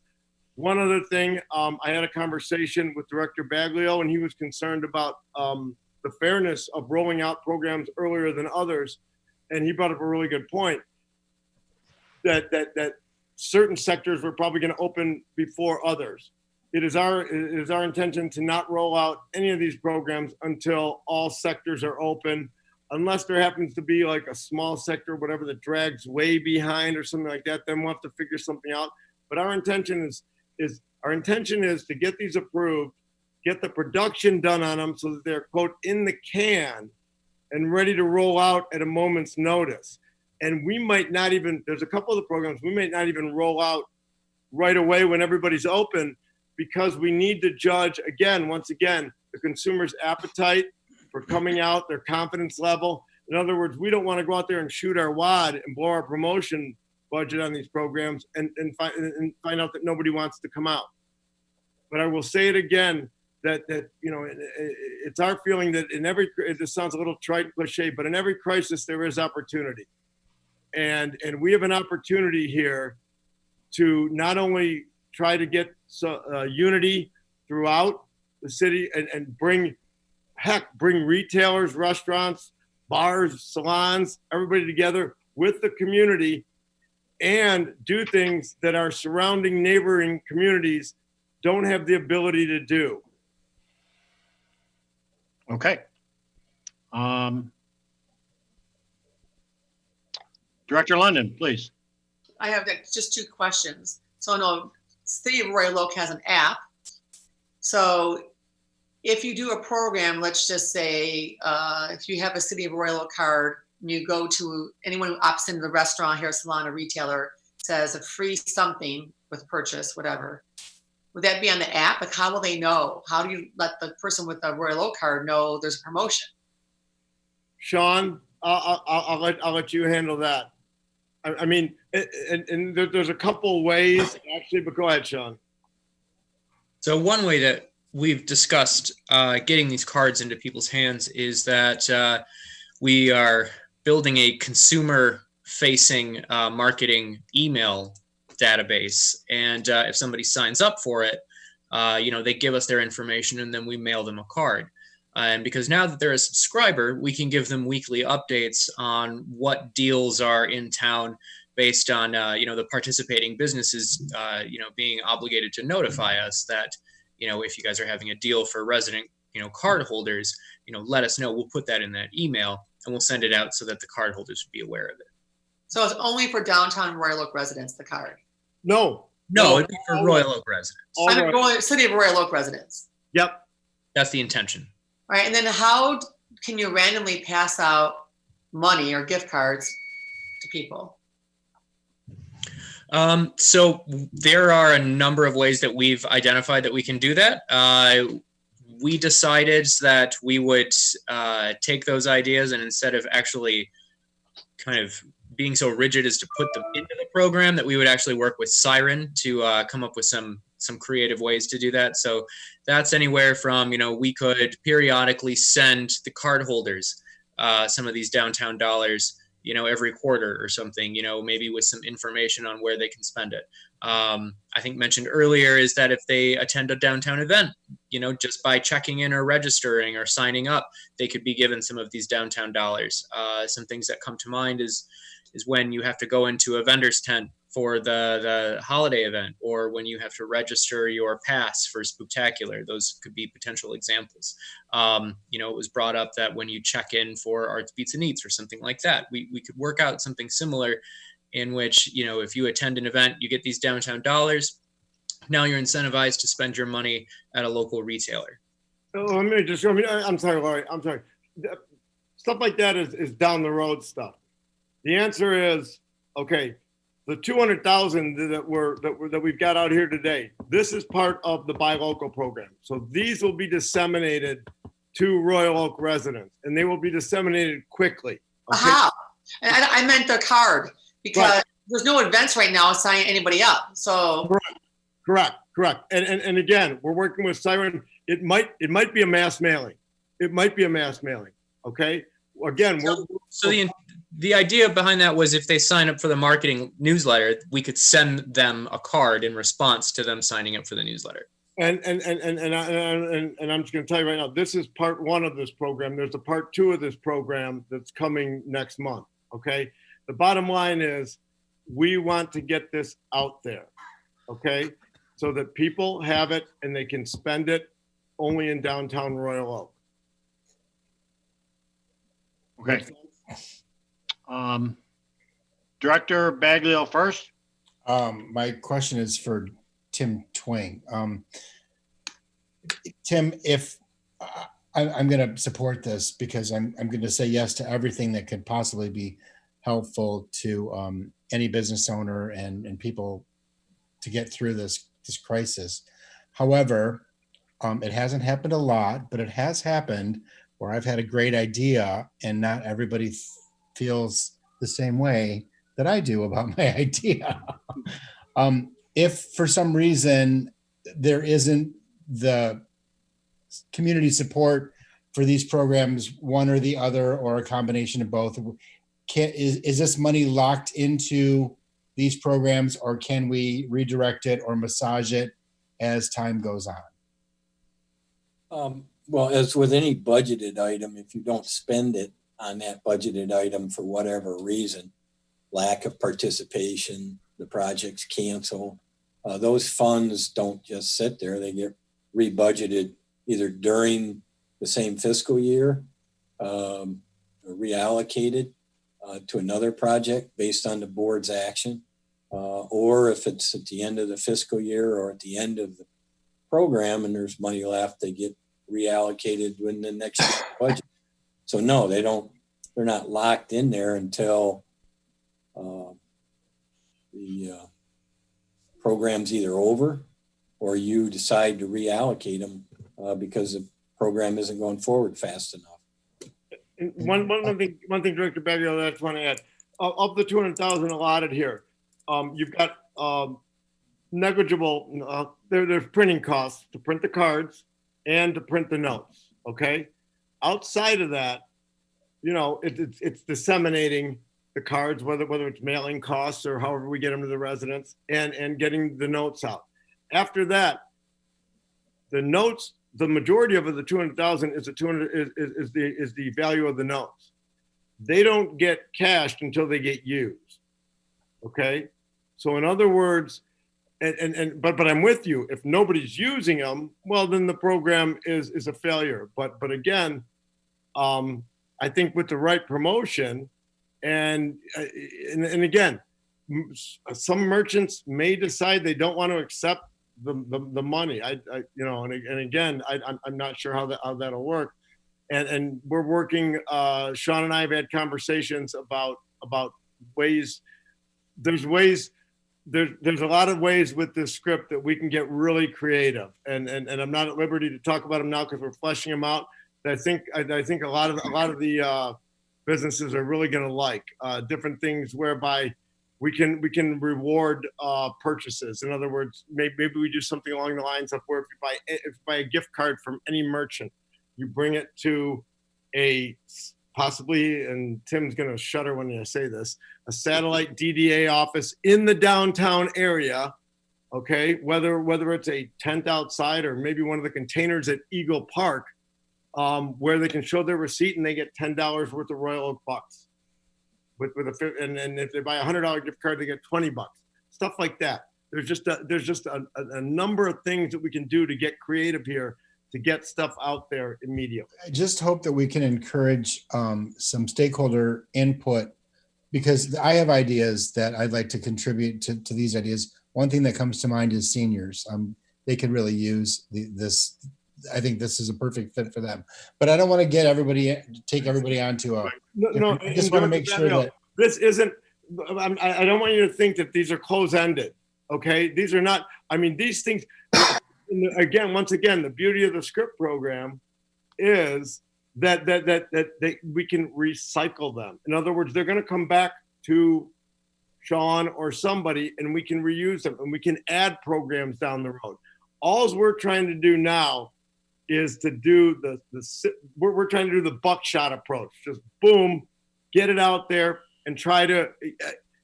Bad example, because a lot of their programs don't go too well, but the Fed sits there and usually sometimes they don't take too long in getting their programs out there. But like with the stimulus checks, they just wanted to get money out there to whether it was to calm people down or try to invigorate the economy. We're trying to do something similar to that, but a little more refined. Okay. I have a couple hands here I want to get to. Director Rosbeck first. Yeah, I think it's a good nugget of an idea. I appreciate it as a resident of Royal Oak that I could have this card, but I'll be honest with you. I have so many loyalty cards, or if this kind of falls into that same category to me. And I would prefer that we spend the time to make it a thing we can put in our Apple Wallet or a Google Play, a virtual card. I would not want to spend the money on an actual hard card unless you pick it up from City Hall as a hard card. To mail out this could be also expensive. I like the idea of bucks, of Royal Oak bucks, but I think consumers like me would like to buy a generic gift card to be able to be used in downtown, not just and have some affiliated restaurants, retailers associated with it.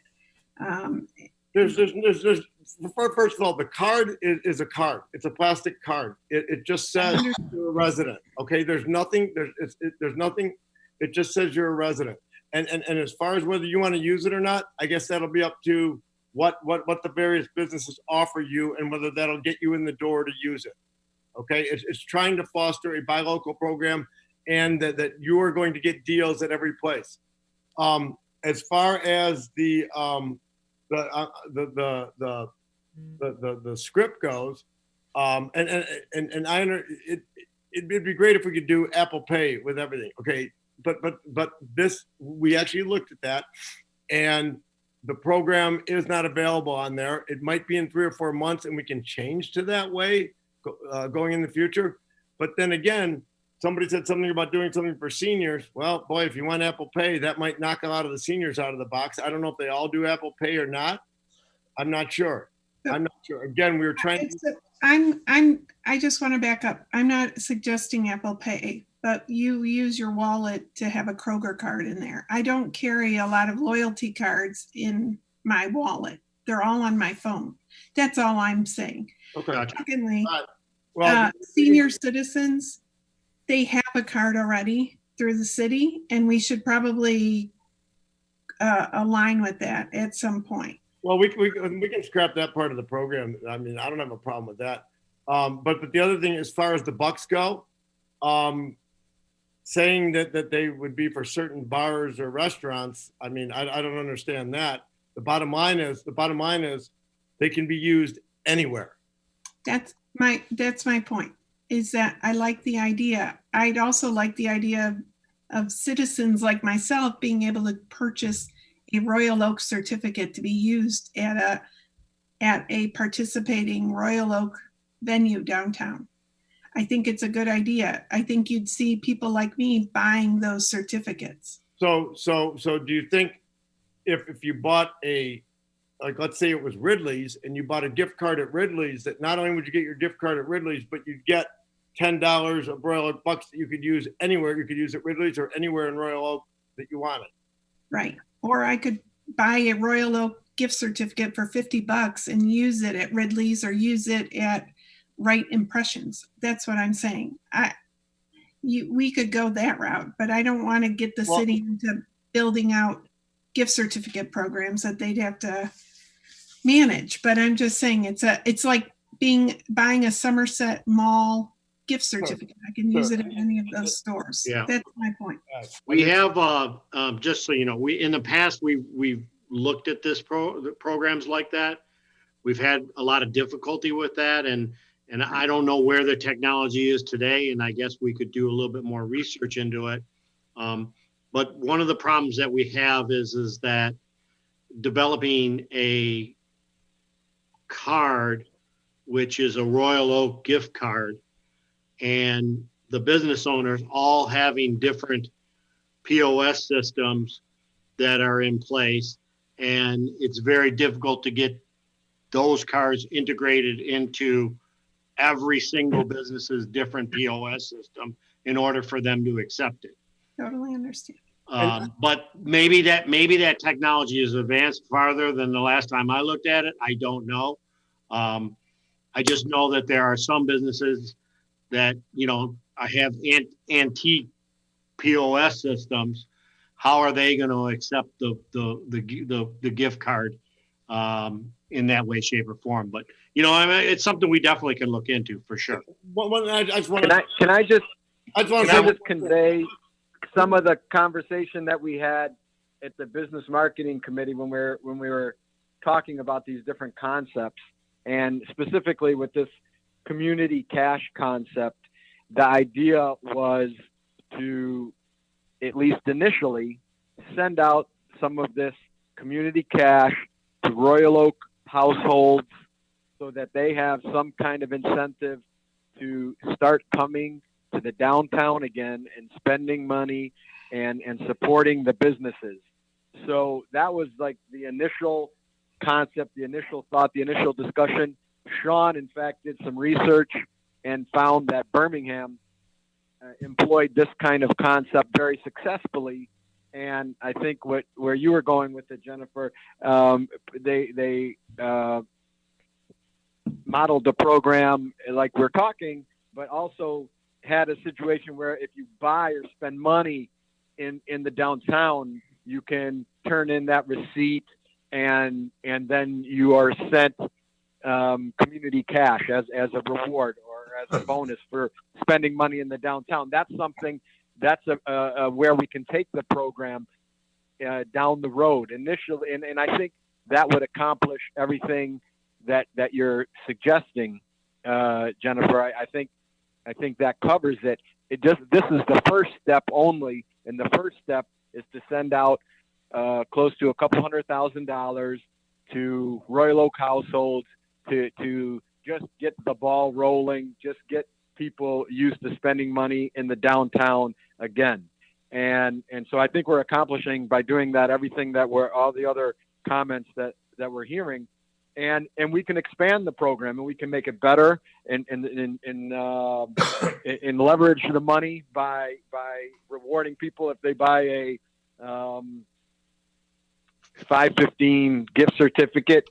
Maybe they can get a $20 in community cash or something like that. Those programs down the road, that's what's beautiful about the program. It's so flexible. It allows us to go in so many different directions with it. So I don't think we're foreclosing any of those things right now. All we're saying right now is initially we're going to send out a couple $100,000 and have it, be invested in the downtown development district. And going back to what I said originally, these, again, I don't want to look at these as, yes, they are kind of marketing promotional items, but these are economic stimulus items. What we're trying to do is to get money as fast as we can to be spent in our downtown area. And it almost like it kind of came to us that it was so effing easy that it was stupid. Well, the easiest way to do that is to put money in people's pockets that they can only spend in the downtown area anywhere they want. I don't know a simpler way to do that. I understand that the gift card things and the things like that make a lot of sense, but you're gonna have far better success with people taking $10 bills and going out and spending them than you are getting people to go online and buying their gift cards. I understand it's a nice thing to offer. Right now, we're trying to get people to come back and help. People are going to need business right away. And that's what we're trying to do with these programs. There's other programs we can do. I'm not disagreeing, Matt. So don't take my comments as disagreeing. I think I'm just asking that I'm going to approve this motion when it's made, but I want to make sure that we're thinking of it, to your point, the longevity of it. It's a good program. It's got legs. Right. And I'd like to do it the most economical way so you can put more money in my pocket to go spend downtown. But I want to make sure that we're doing it so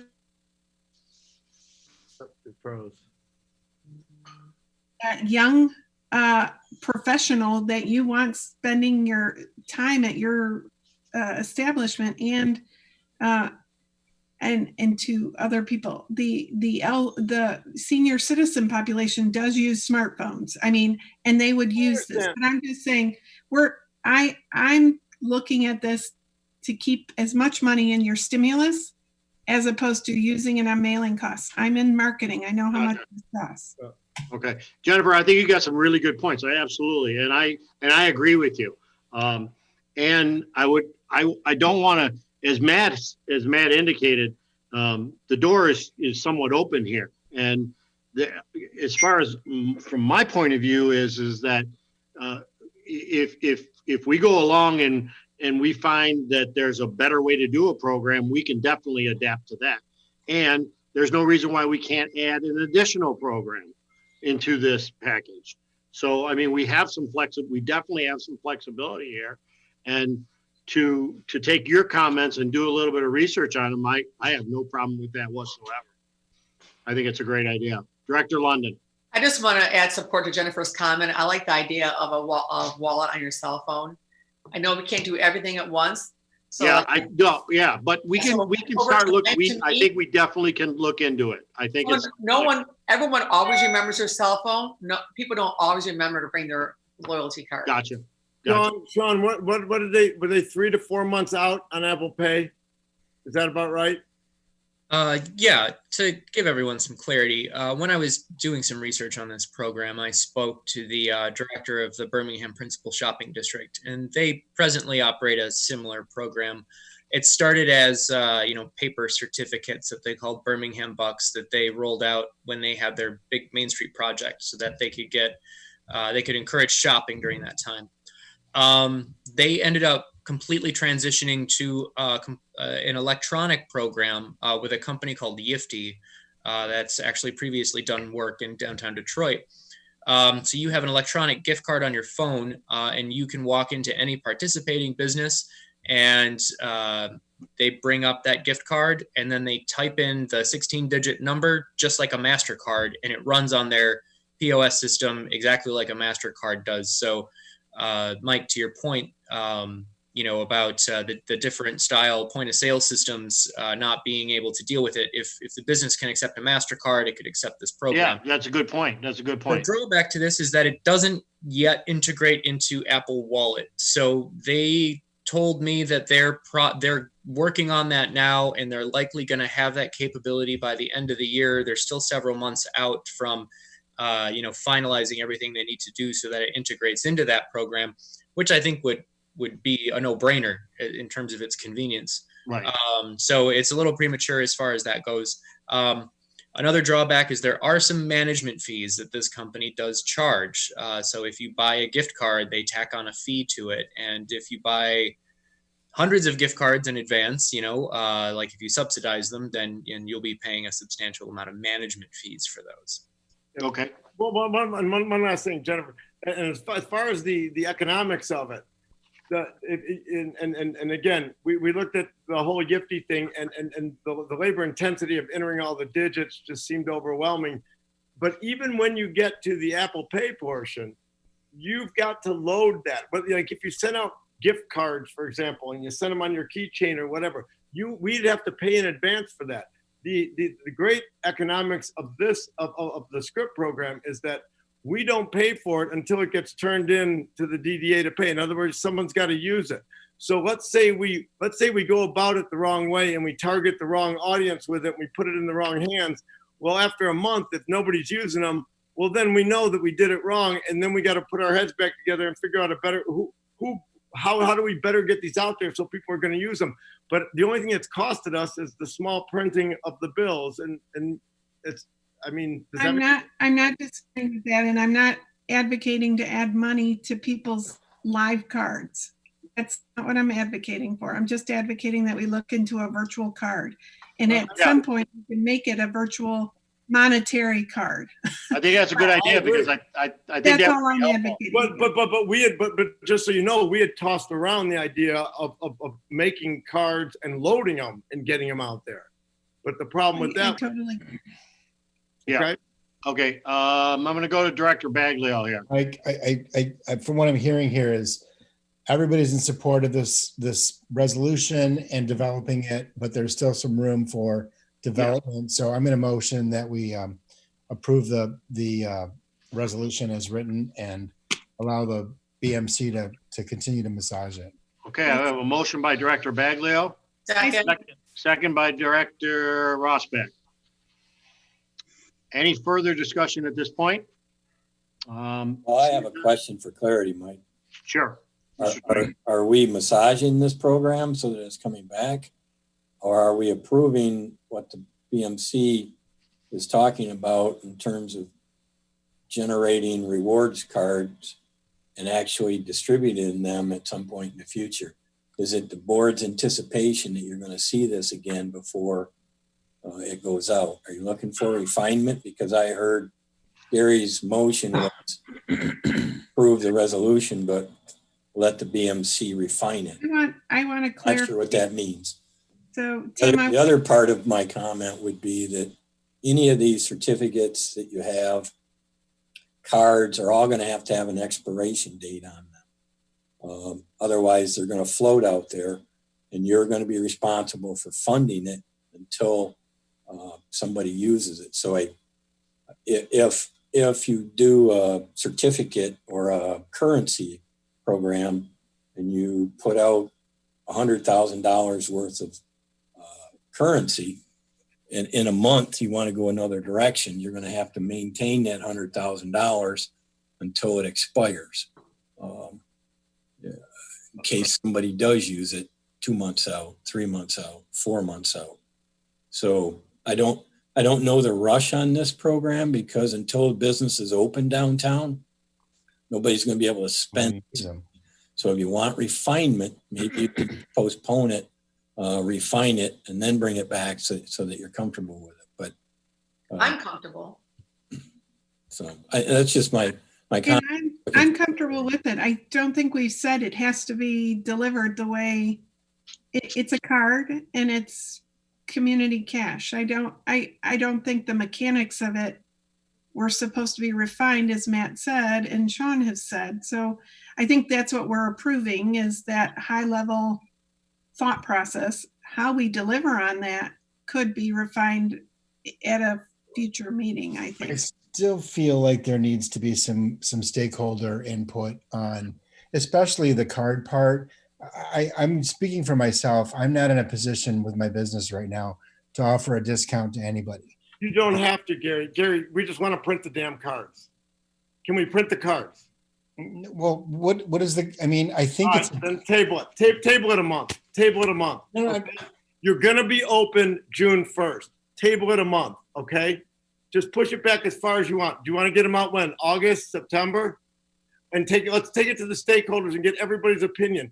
This was meant to be a simple freaking thing that we could get out there and you guys could offer whatever you wanted around it, okay? We might make a suggestion. We might come out with something like 10% off. Maybe that'll get people into downtown. But if you want to get everybody's opinion on everything, we're going to have 18 different programs with 7 different antlers on it. We tried to keep it simple. It didn't work. Matt, the whole thing. I think clarify though, what your program is really doing is the card has no value. Correct. Right now.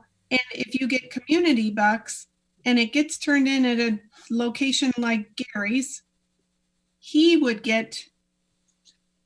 have to assume, put in a request for reimbursement on that community buck. That's at the end of the week, he's got $100 in bucks. He takes it to Sean. This is simple. And Sean cuts him a check for $100. Correct. Yeah. That's what this I mean, you want to, how long do you want? If you called up 15 retailers right now and told them we're talking about this, they would say, why in the heck? They think we're crazy for agonizing over this. I mean, what? I mean, maybe I'm stupid. I don't know anything simpler than putting money in somebody's pocket that they can only spend in the downtown area. I can't imagine a better way to spend your money. And it doesn't cost us anything until they spend it. I don't think, from my, as I'm watching the discussion going here, and this is just me thinking here, I think we're all on the same page in terms of the community dollars. We all seem to think that that's a good workable program and that, and so forth. I think what, the little bit of concern that I am hearing is regarding the discount card and how that is going to take effect and what kind of participation we're going to get. That's what it's sounding like to me. You're exactly right, Mike. Okay. I want to make sure that we're all on the same page here. Is the issue the card, the whole concept of the card itself? That I mean, the whole. No, whether I think what I'm hearing, again, I don't want to speak for anybody, but I think what I'm hearing is that there's concern about what the participation will be among the retailers or all the other businesses in terms of the card itself, and whether the program is strong enough to support that as we move forward. I think that's what I'm hearing. That's all I'm saying. But I think we should move forward with it because we should start with something and then we can change it. Right. Totally agree. And I think Laura, you make a good point, and Jennifer made the point earlier too. Is it actually in both of these programs, and this is what I want to clarify for everybody. Both of these programs, the community dollars and a discount program, we may look at and Matt, we may go with this right now, like Matt's saying, go with this right now and get it out there, get it in action, and then as Jennifer has said, 6 months from now, we may find a better way to distribute those bucks. We may find a better way to get a discount or a gift certificate card out there. We may find that down the road. The program is adaptable. I guarantee you we will. And again, I just want to remind everybody, the whole process here was to think of a few simple things that we could do. We thought were simple, that we could do fairly quickly, get them out to as many people as possible, and encourage people to come to our downtown area. And so again, the whole loyalty card program, the way we thought about that, because the first thing we thought is we want to draw customers here. And we're like, well, we got 60,000 of them right here in Royal Oak. So let's try to give them a way to come into town. Okay. And also as a term for clarity for everybody here is, I've heard Matt say a number of times, we wanted to get it out there quickly. And he's absolutely right. We do want to get it out there and get it in the hands of businesses and get stimulus going and getting more activity going. But also, we're not going to roll the program out until the DDA feels it's ready to be rolled out based on the amount of people coming into Royal Oak and their comfort level and what's going on in the city at that time. We're not going to start a program when there's nobody out there right now walking the streets. We do have the ability to adjust the time and to set the times of when we roll these programs out. So I just want to clarify that also in case there was some concern there. But again, the thought process was fairly simple, and we wanted to at least get the production of the cards and whatever. Agreed, and I meant to say that, and I didn't. So we have that done. There's lead time. I mean, we just went through the light thing where we're like, okay, let's do the lights. Well, guess what? What we're doing is, in a way, what we're kind of doing, approving today is to start the planning stages and to get everything in, as he said, quote unquote, in the can and ready to go when the DDA feels it's ready to roll out here. So I hope that kind of summarizes things. So am I going to have to modify my motion? No, I'm good to approve. You didn't ask to have anything attached to it. As far as I remember, Mr. Twing, you were taking some notes. I think was there. No, I'm good with it. Okay. There was a motion by Director Baglio, and I just want to double check. It was seconded by Director Rosbeck. Yeah. Okay. Any other questions or comments at this time?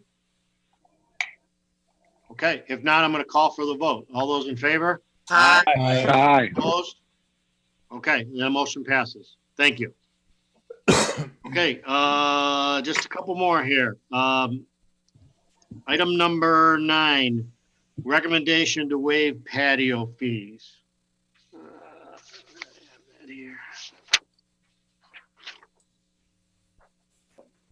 Okay. Well, this Sean, also- it's got your name on it. I don't know if you're Tim or want to handle this.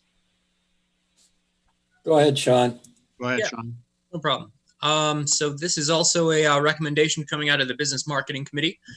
They are recommending that the DDA pass a resolution formally requesting that the City Commission require waiving, or the City Commission consider waiving patio fees for 2020. The reasons for this is that patio season began on April 15th. We're already well into the end of March or end of May before restaurants are going to be able to reopen again. So they'll be out approximately 6 weeks of this season.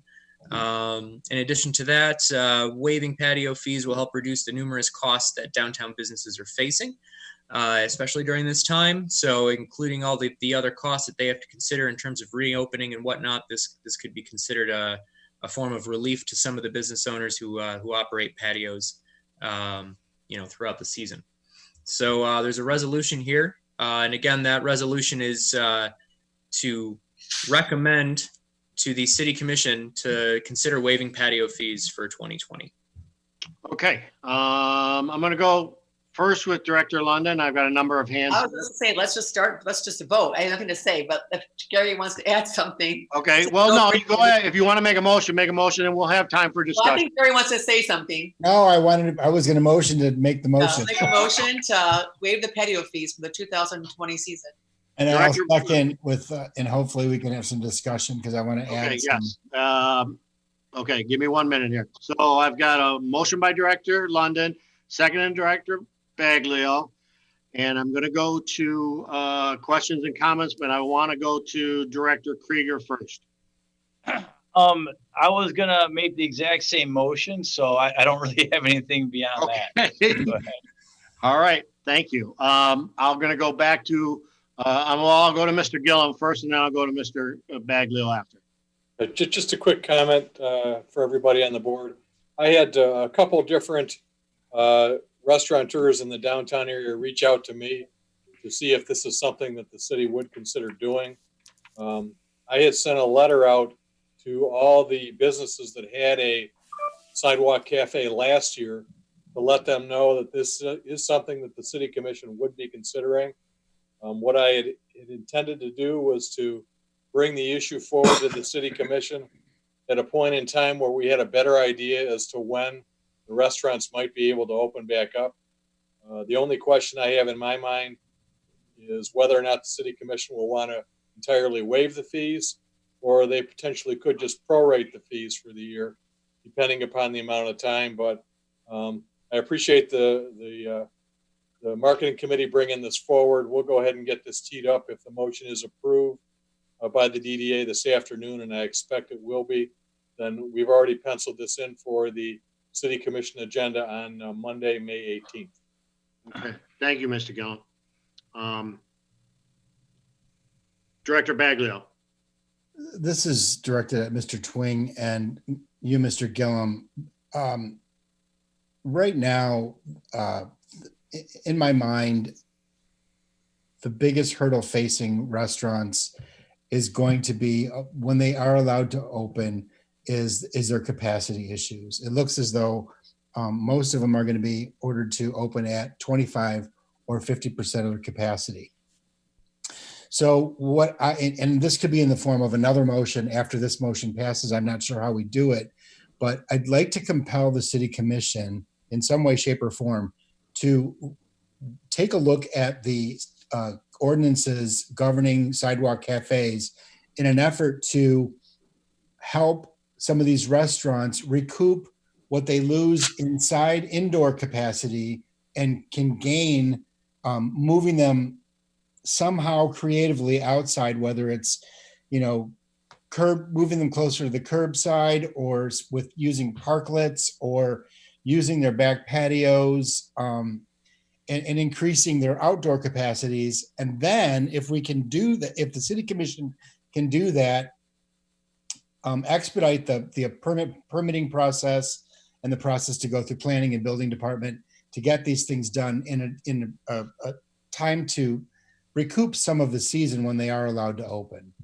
Just for clarity, if an indoor restaurant is going to lose 50 seats and they're allowed to increase their outdoor capacity by 25 seats, in addition to what they already have, and still respect the social distancing guidelines, that won't be as bad of a hit as what it normally would be if they have to spread their outdoor patios, tables 6 feet apart. And some of them are going to have 3 tables out there.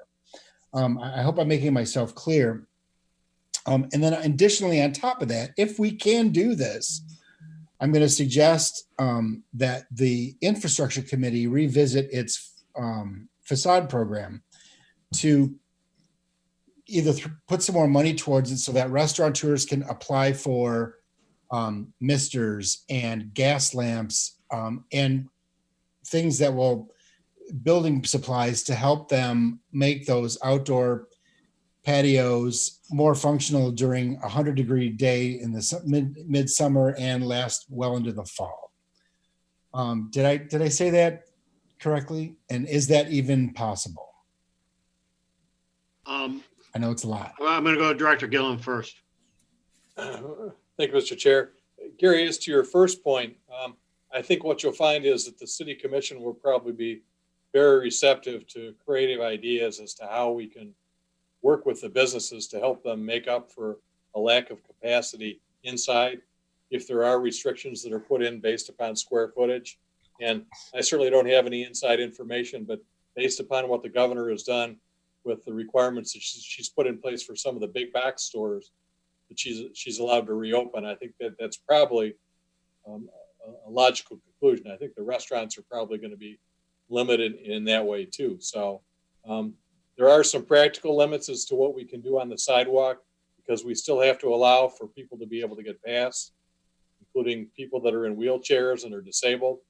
But again, I think we'll be creative. The other thing that is really out of the city's control, but I think we'd be supportive on, there'll have to be some concessions or some changes made by the Michigan Liquor Control Commission too for the restaurants that serve alcohol outside, because there are limits as to what areas alcohol can be served. And short of having everyone have to go through the MLCC process every time they want to make some kind of a modification, there are going to have to be some changes either in terms of state law or at the very least in terms of some of the administrative regulations that the MLCC has in place. But again, to emphasize, I think the City Commission will be very supportive of any reasonable requests or suggestions that any of the businesses in the downtown come up with. Director Riley. Yeah, Director Baglio, all great ideas, and Director Gillum, that's great to hear. I did a little digging, and this is something that Ann Arbor is kicking around. They're kicking around.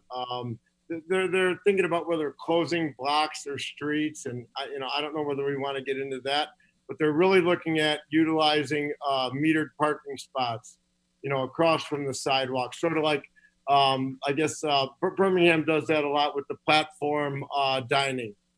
Sean, is that correct? Yeah. Okay. Right. In other words, like I've seen places in Birmingham where they might have a cafe and then they have the sidewalk and then they have a little platform out in the area. And the other thing they're looking at, and whether this would apply or not, I haven't walked the city, but they're looking at also using, like Gary had mentioned, the alleys as well, if it doesn't impede traffic.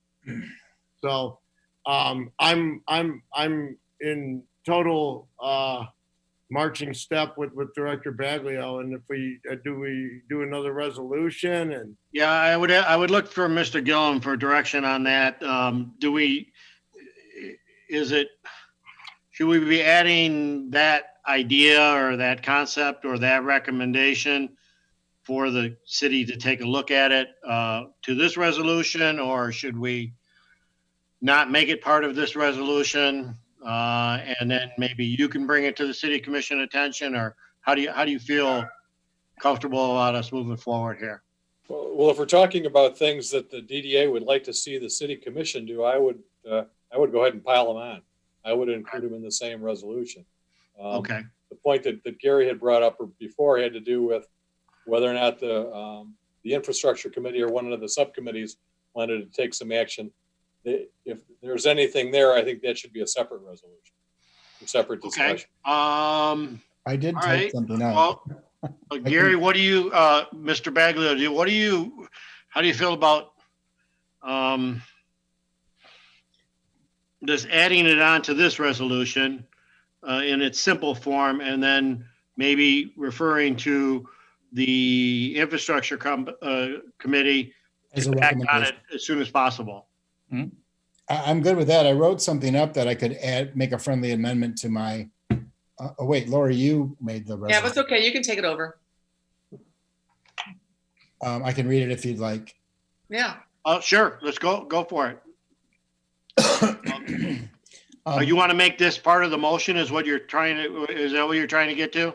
I guess. I mean, unless it's cleaner if we do two separate ones, it doesn't really matter. No. I under Mr. Gillum's direction here, he seems to think that would be more effective for us to make this part of the recommendation to the city commission. Then a friendly amendment would be it resolved, the DDA hereby approves the recommendation to request the city commission direct staff to review and update sidewalk cafe ordinances in conjunction with the MLCC to reflect new social distancing guidelines in an effort to redirect temporary redistricted indoor capacity limitations to increased outdoor seating and streamline the application, inspection, and approval process to adapt to the current timeliness of the COVID-19 pandemic. And Tim, I can send this to you.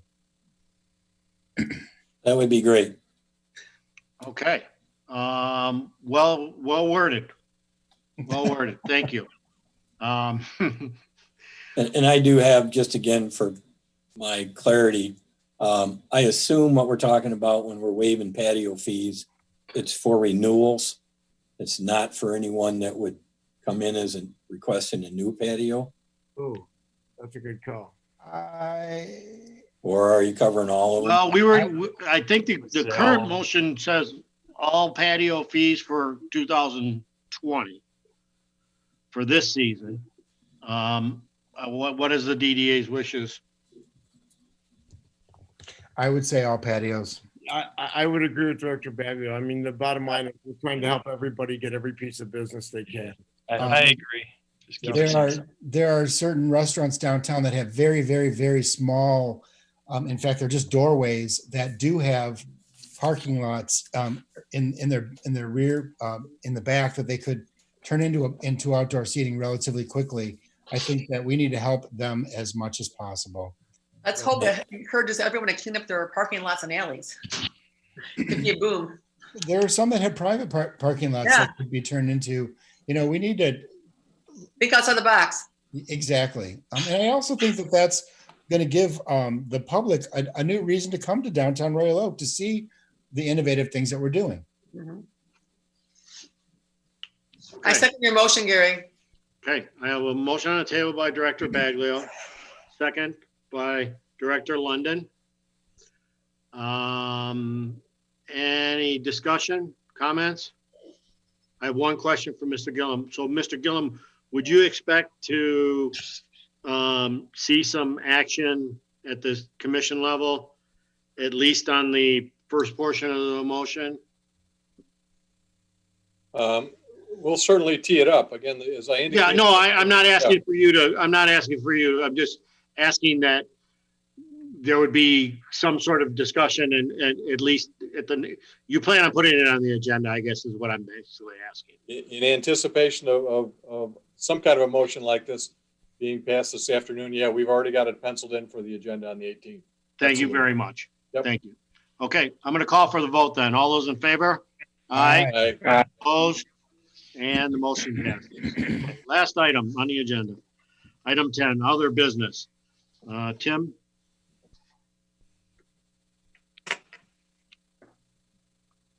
You're muted. Yeah.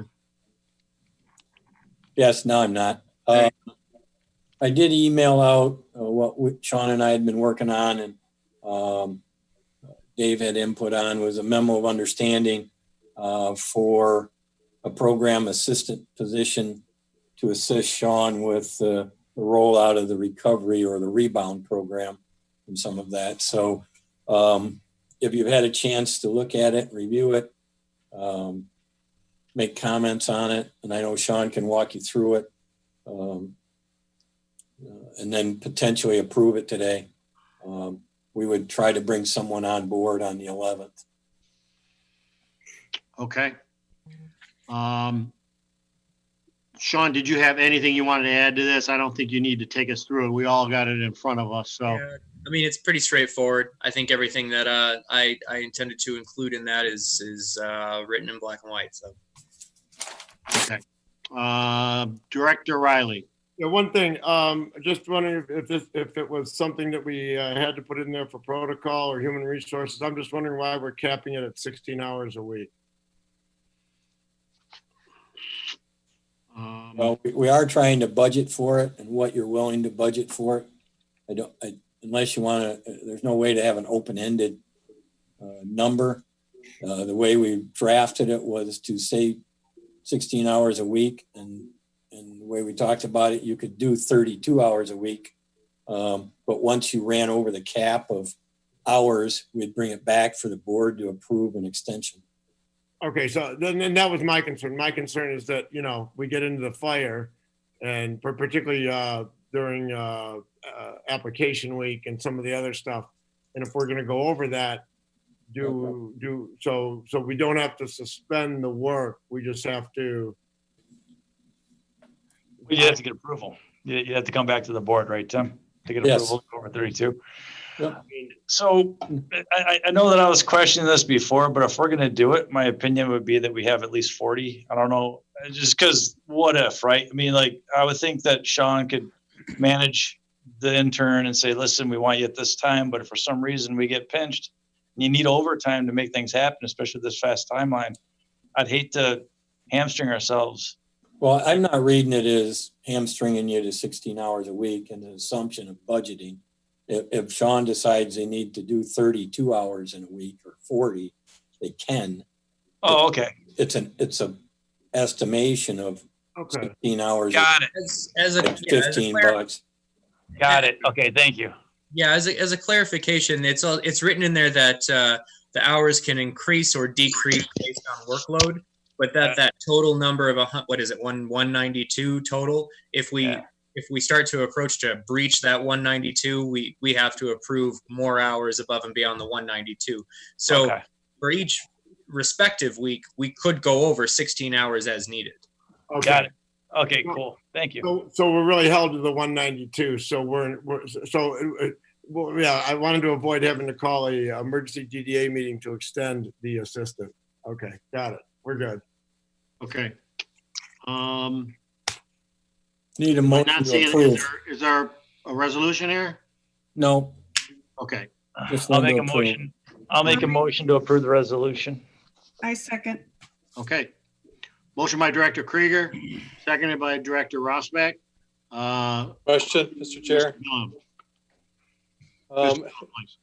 I know at some point there was discussion about potentially posting this position, but I mean, the resolution we have in front of us is to approve an agreement, and it's not just to hire someone, it's to hire a specific individual.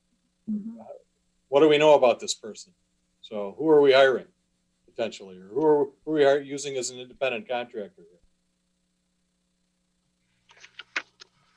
I guess Sean or Director Riley, maybe you could get some clarification here. Sure, I'll give it. It's her name is Jordan Sachs. She's a junior at University of Florida, so she'll be working from home. And she had time, and she's qualified. And Sean talked to her, basically went through everything she was going to need to do, and that's pretty much it. Sean, you had some discussion, right, with her? Yeah. I've spoken to her a few times. Yes. Yeah. This individual was recommended as part of this from the business marketing committee. Well, and that's fine. I mean, I understand if Sean's comfortable, Sean's the one that's going to be basically supervising and keeping an eye on her. I just wanted to make sure that somebody had taken a look at who it is we were bringing on board. That's all. Okay. Thank you, Ms. Gill. Okay. Any other questions, comments? Okay. Any motions? Got one. You got one? You already have. Oh, I'm sorry. We already did that? Okay. So. Then we'll call for the vote. All those in favor? Aye. Aye. Opposed? And the motion passes. Tim, do you have anything else? The last thing that I indicated before Gary had wanted to talk about was the special events that the DDA is sponsoring. My understanding is potentially the City Commission will be considering the two events anyways, changing the dates on those. That being Metro Times Blowout, potentially from the June 5th and 6th date to an October 2nd and 3rd date. And then the Rock and Rye from the June 19th, 20th, and 21st to a September 25th through the 27th. Those are the only two that I'm aware of based on current summaries that the commission may consider changing dates on at the request of the promoters. Both of those agreements do have those specific dates in them in terms of carrying it out. But those are the two I'm aware of, Gary. Dates, I'm not aware of any that you sponsor. I'm not aware of specific request to change anything there. But those other two, that's what I'm aware of. So I don't know what you want to do with it, Gary, but that's what I have. Okay. Mr. Gillum, just to be clear, are those two items for discussion at the City Commission meeting also? This is primarily an update item that was prepared by Chief O'Donohue for the benefit of the City Commission. Okay. If the City Commission doesn't have any objection to any of the changes that are proposed by the police department, those will be the new dates for those events. These are events that were previously approved, and the chief is trying to be as accommodating as he possibly can, given all the circumstances, everything that's been going on. So, okay. Unless the commission has a problem, those will be the new dates. Okay, I have a number of hands here. Director London? Well, we don't know what the governor is going to say about a carnival. Absolutely. The date, if it's approved, if it's approved by the state, it can go forward. But if it's not approved, then it can't go forward. Well, my question, Dave, would be the agreements with the DDA for sponsorship have specific dates in them as of June 5th for Blowout, July 19th, 20th, and 21st for Rock and Ride. If they don't occur on those dates, is the DDA obligated to fund or sponsor? I think that's where Gary's going. And I've got a lot of public relation thoughts to go along with those things. I was very, very excited about Rock and Rides. It's the perfect event for downtown Royal Oak. However, that event is going to bring crowds into our bars and performance venues. We don't even know. I mean, my venue is a performance venue, and I don't know if I will be open at that time. And my fear is that we had an opportunity to launch this event and make a big splash, and now it's unsure if we'll even be able to do it. Speaking in terms of that particular event, I'd feel more comfortable postponing it a year and doing it right when we can, rather than just keep kicking the can down the road in an effort to, hopefully maybe we can do it. Secondly, I also got an email from the city, I believe last week, about Clay and Glass Art of Fire, which is going to be moved to the end of August. That makes me very, very nervous. for one reason only. It's not a super crowded event.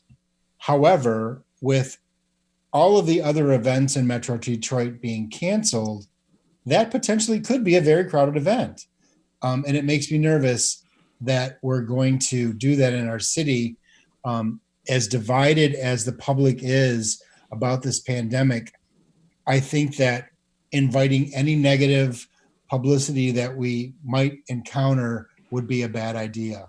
I think we need to err on the side of caution and just say no.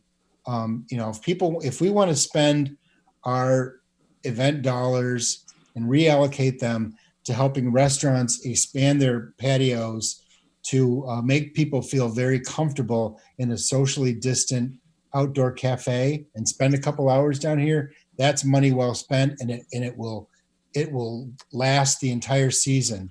Spending $50,000 or $30,000 on a 2-day, event that may or may not happen, or a carnival or an art show, there are too many unknowns. I think we should err on the side of caution, and this season just concentrate on making people feel comfortable down here and not forcing crowds. Spooktacular is another event. I can't, in good conscience, think of all of those kids down here with this still not under control. I could be wrong. October could be very different, but I just feel that the money that we're spending on these things could be spent to really invest in our downtown to make people feel comfortable safely. Okay. Director Rosbeck, I saw your hand earlier, didn't I? No, I'm okay. I'm sorry. Director Riley. Yeah, just Gary makes good points. I guess the whole thing is that I'm really apprehensive to just shut the door and say no, particularly when we're not the only ones regulating the crowd size in the events. I mean, we've been looking towards the government and our governor to do that, and we're abiding by everything that they say. And the one thing in all of this that we've dealt with in the BMC is, like I said, it just keeps changing. And what I'd hate to do is just put the kibosh on everything and then find out that, that there's either testing or serums or what have you by July, and all of a sudden we've said no to these things, and they are things that could, help our businesses. I understand what you're saying, and it because there's a lot of things that we've thought about that, boy, we got to be careful. It's not like, we want to push people into doing things, like or put people in jeopardy and seem quote unquote money hungry. But I don't like the idea of just shutting the door entirely. Okay. Alex, can I add? Yeah, good. I was just going to you, Mr. Director Yasbeck. That's what I was going to ask. Thank you. I would just argue that, going back to Director London's point in a previous discussion, when we are finally allowed to open up, we are going to need all the business that we can to survive. And we don't even know what this COVID-19 is going to look like next week, let alone in September or October. So I think it would be incredibly short-sighted to terminate these very good events or events that we previously approved for whatever reasons, I assume because they are good events. That Ferndale and Birmingham and Detroit are going to be doing all kinds of activities if we are all allowed. So I certainly wouldn't want to put us in behind all those places by eliminating some very good ideas for really no reason. If they're not allowed at that time, then they won't be allowed.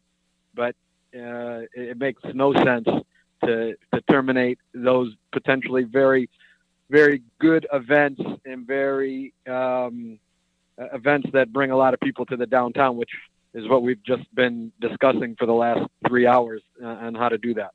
Yeah, and Director Asbick brings up a good point. There's also something else to consider with this, is that if you have somebody who's getting ready or wants to put the event on, and we say, well, you can't put it on here, I guarantee you that there's going to be several of our surrounding communities who would roll out the red carpet for those events, and we may lose them not only for this year, but forever. Okay. First, I just want to check with Director Krieger, see if he had anything he needed to add at this point. No. Okay. I'll go to Director London then. Laura, you're on mute. Thank you. Is every single concert, major concert and event has been canceled. So I think we look foolish, but I think the governor and the concert venues are. I bought tickets for a concert in July. It's already been canceled. I think most major events have been canceled. So I think it's going to, everything's going to get canceled anyways. I agree with Director London. I think this is just going to play out that way normally. And just to piggyback, I mean, we're lumping all of the events into one category. And my statement about Blowout is it was a brand new event to our city. They really want to do it here. I don't think there's a danger of losing it. I do think that we would benefit by postponing it for a year. I think next year we can do it. We can do it right. And there won't be any question. I feel bad that we're not going to be able to do it this year, but I don't see it happening. And Art of Fire, I mean, that's not our event, so I have no control over it. Again, it still makes me nervous. And the carnival isn't it's not a major event, so that I think that one concerns me the most because we're putting kids at risk, but it was never crowded when we did it before. So it shouldn't, I just don't see spending $30,000 on that. Okay. Okay. I'm not seeing any other comments here. I will say that if, from my personal point of view, and this will be my last comment, is that if we were, I think it's premature for us. I agree with Director Yesbeck. I think it's premature for us to take any action at this point right now. If we needed to, we always can. I just, I'm not comfortable with all the unknowns out there right now, just to pull the trigger and say no, or even if someone were to approach us to say yes to something, I wouldn't be comfortable in either direction.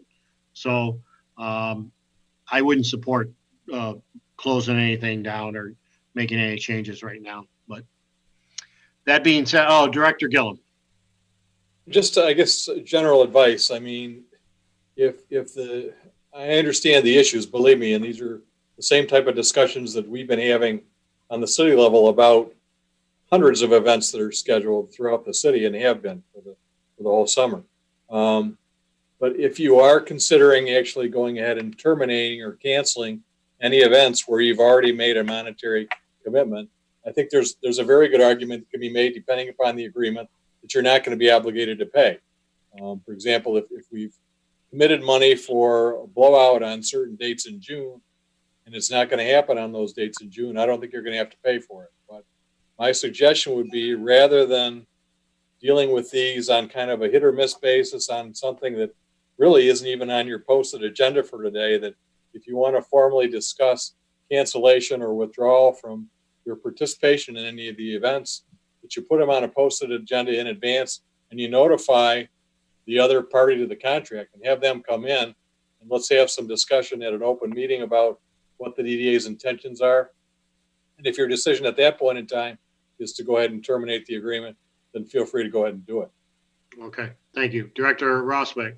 I just want to add also that with Metro Times especially, we should stay close to that. They're having issues with just having no advertisers right now. So, Right. you know, he might look like a bad guy trying to pull that away from them and putting them out of business potentially as well. So I don't want to, I would like to just keep close to both of these events. And Well, as we just did, I had a discussion with Director Yazbek, and I suggested to him that he make contact with Julie Law, who we've committed to do a couple of our events this year, and to reach out to her and get some updates as her status and where she's at. I have no problem, and I think it would be prudent for us to reach out to some of these current promoters, including Metro Times, and get some updates and discussions going with them also. I just think that's a wise way to go. So we could definitely do that. So I'm comfortable with that. So if there's no action to be taken right now,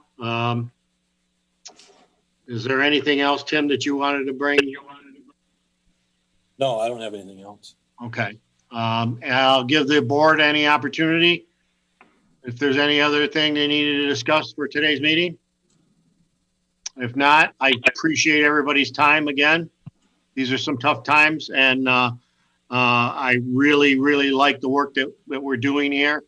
And I appreciate everybody's help. So that being said, Director Krieger, do you have anything? Yeah, motion to adjourn. I have a motion to adjourn. A second, please. Seconded by Director Rossman. Any discussion? If not, call for the vote. All those in favor? Aye. Aye. Aye. And we are adjourned.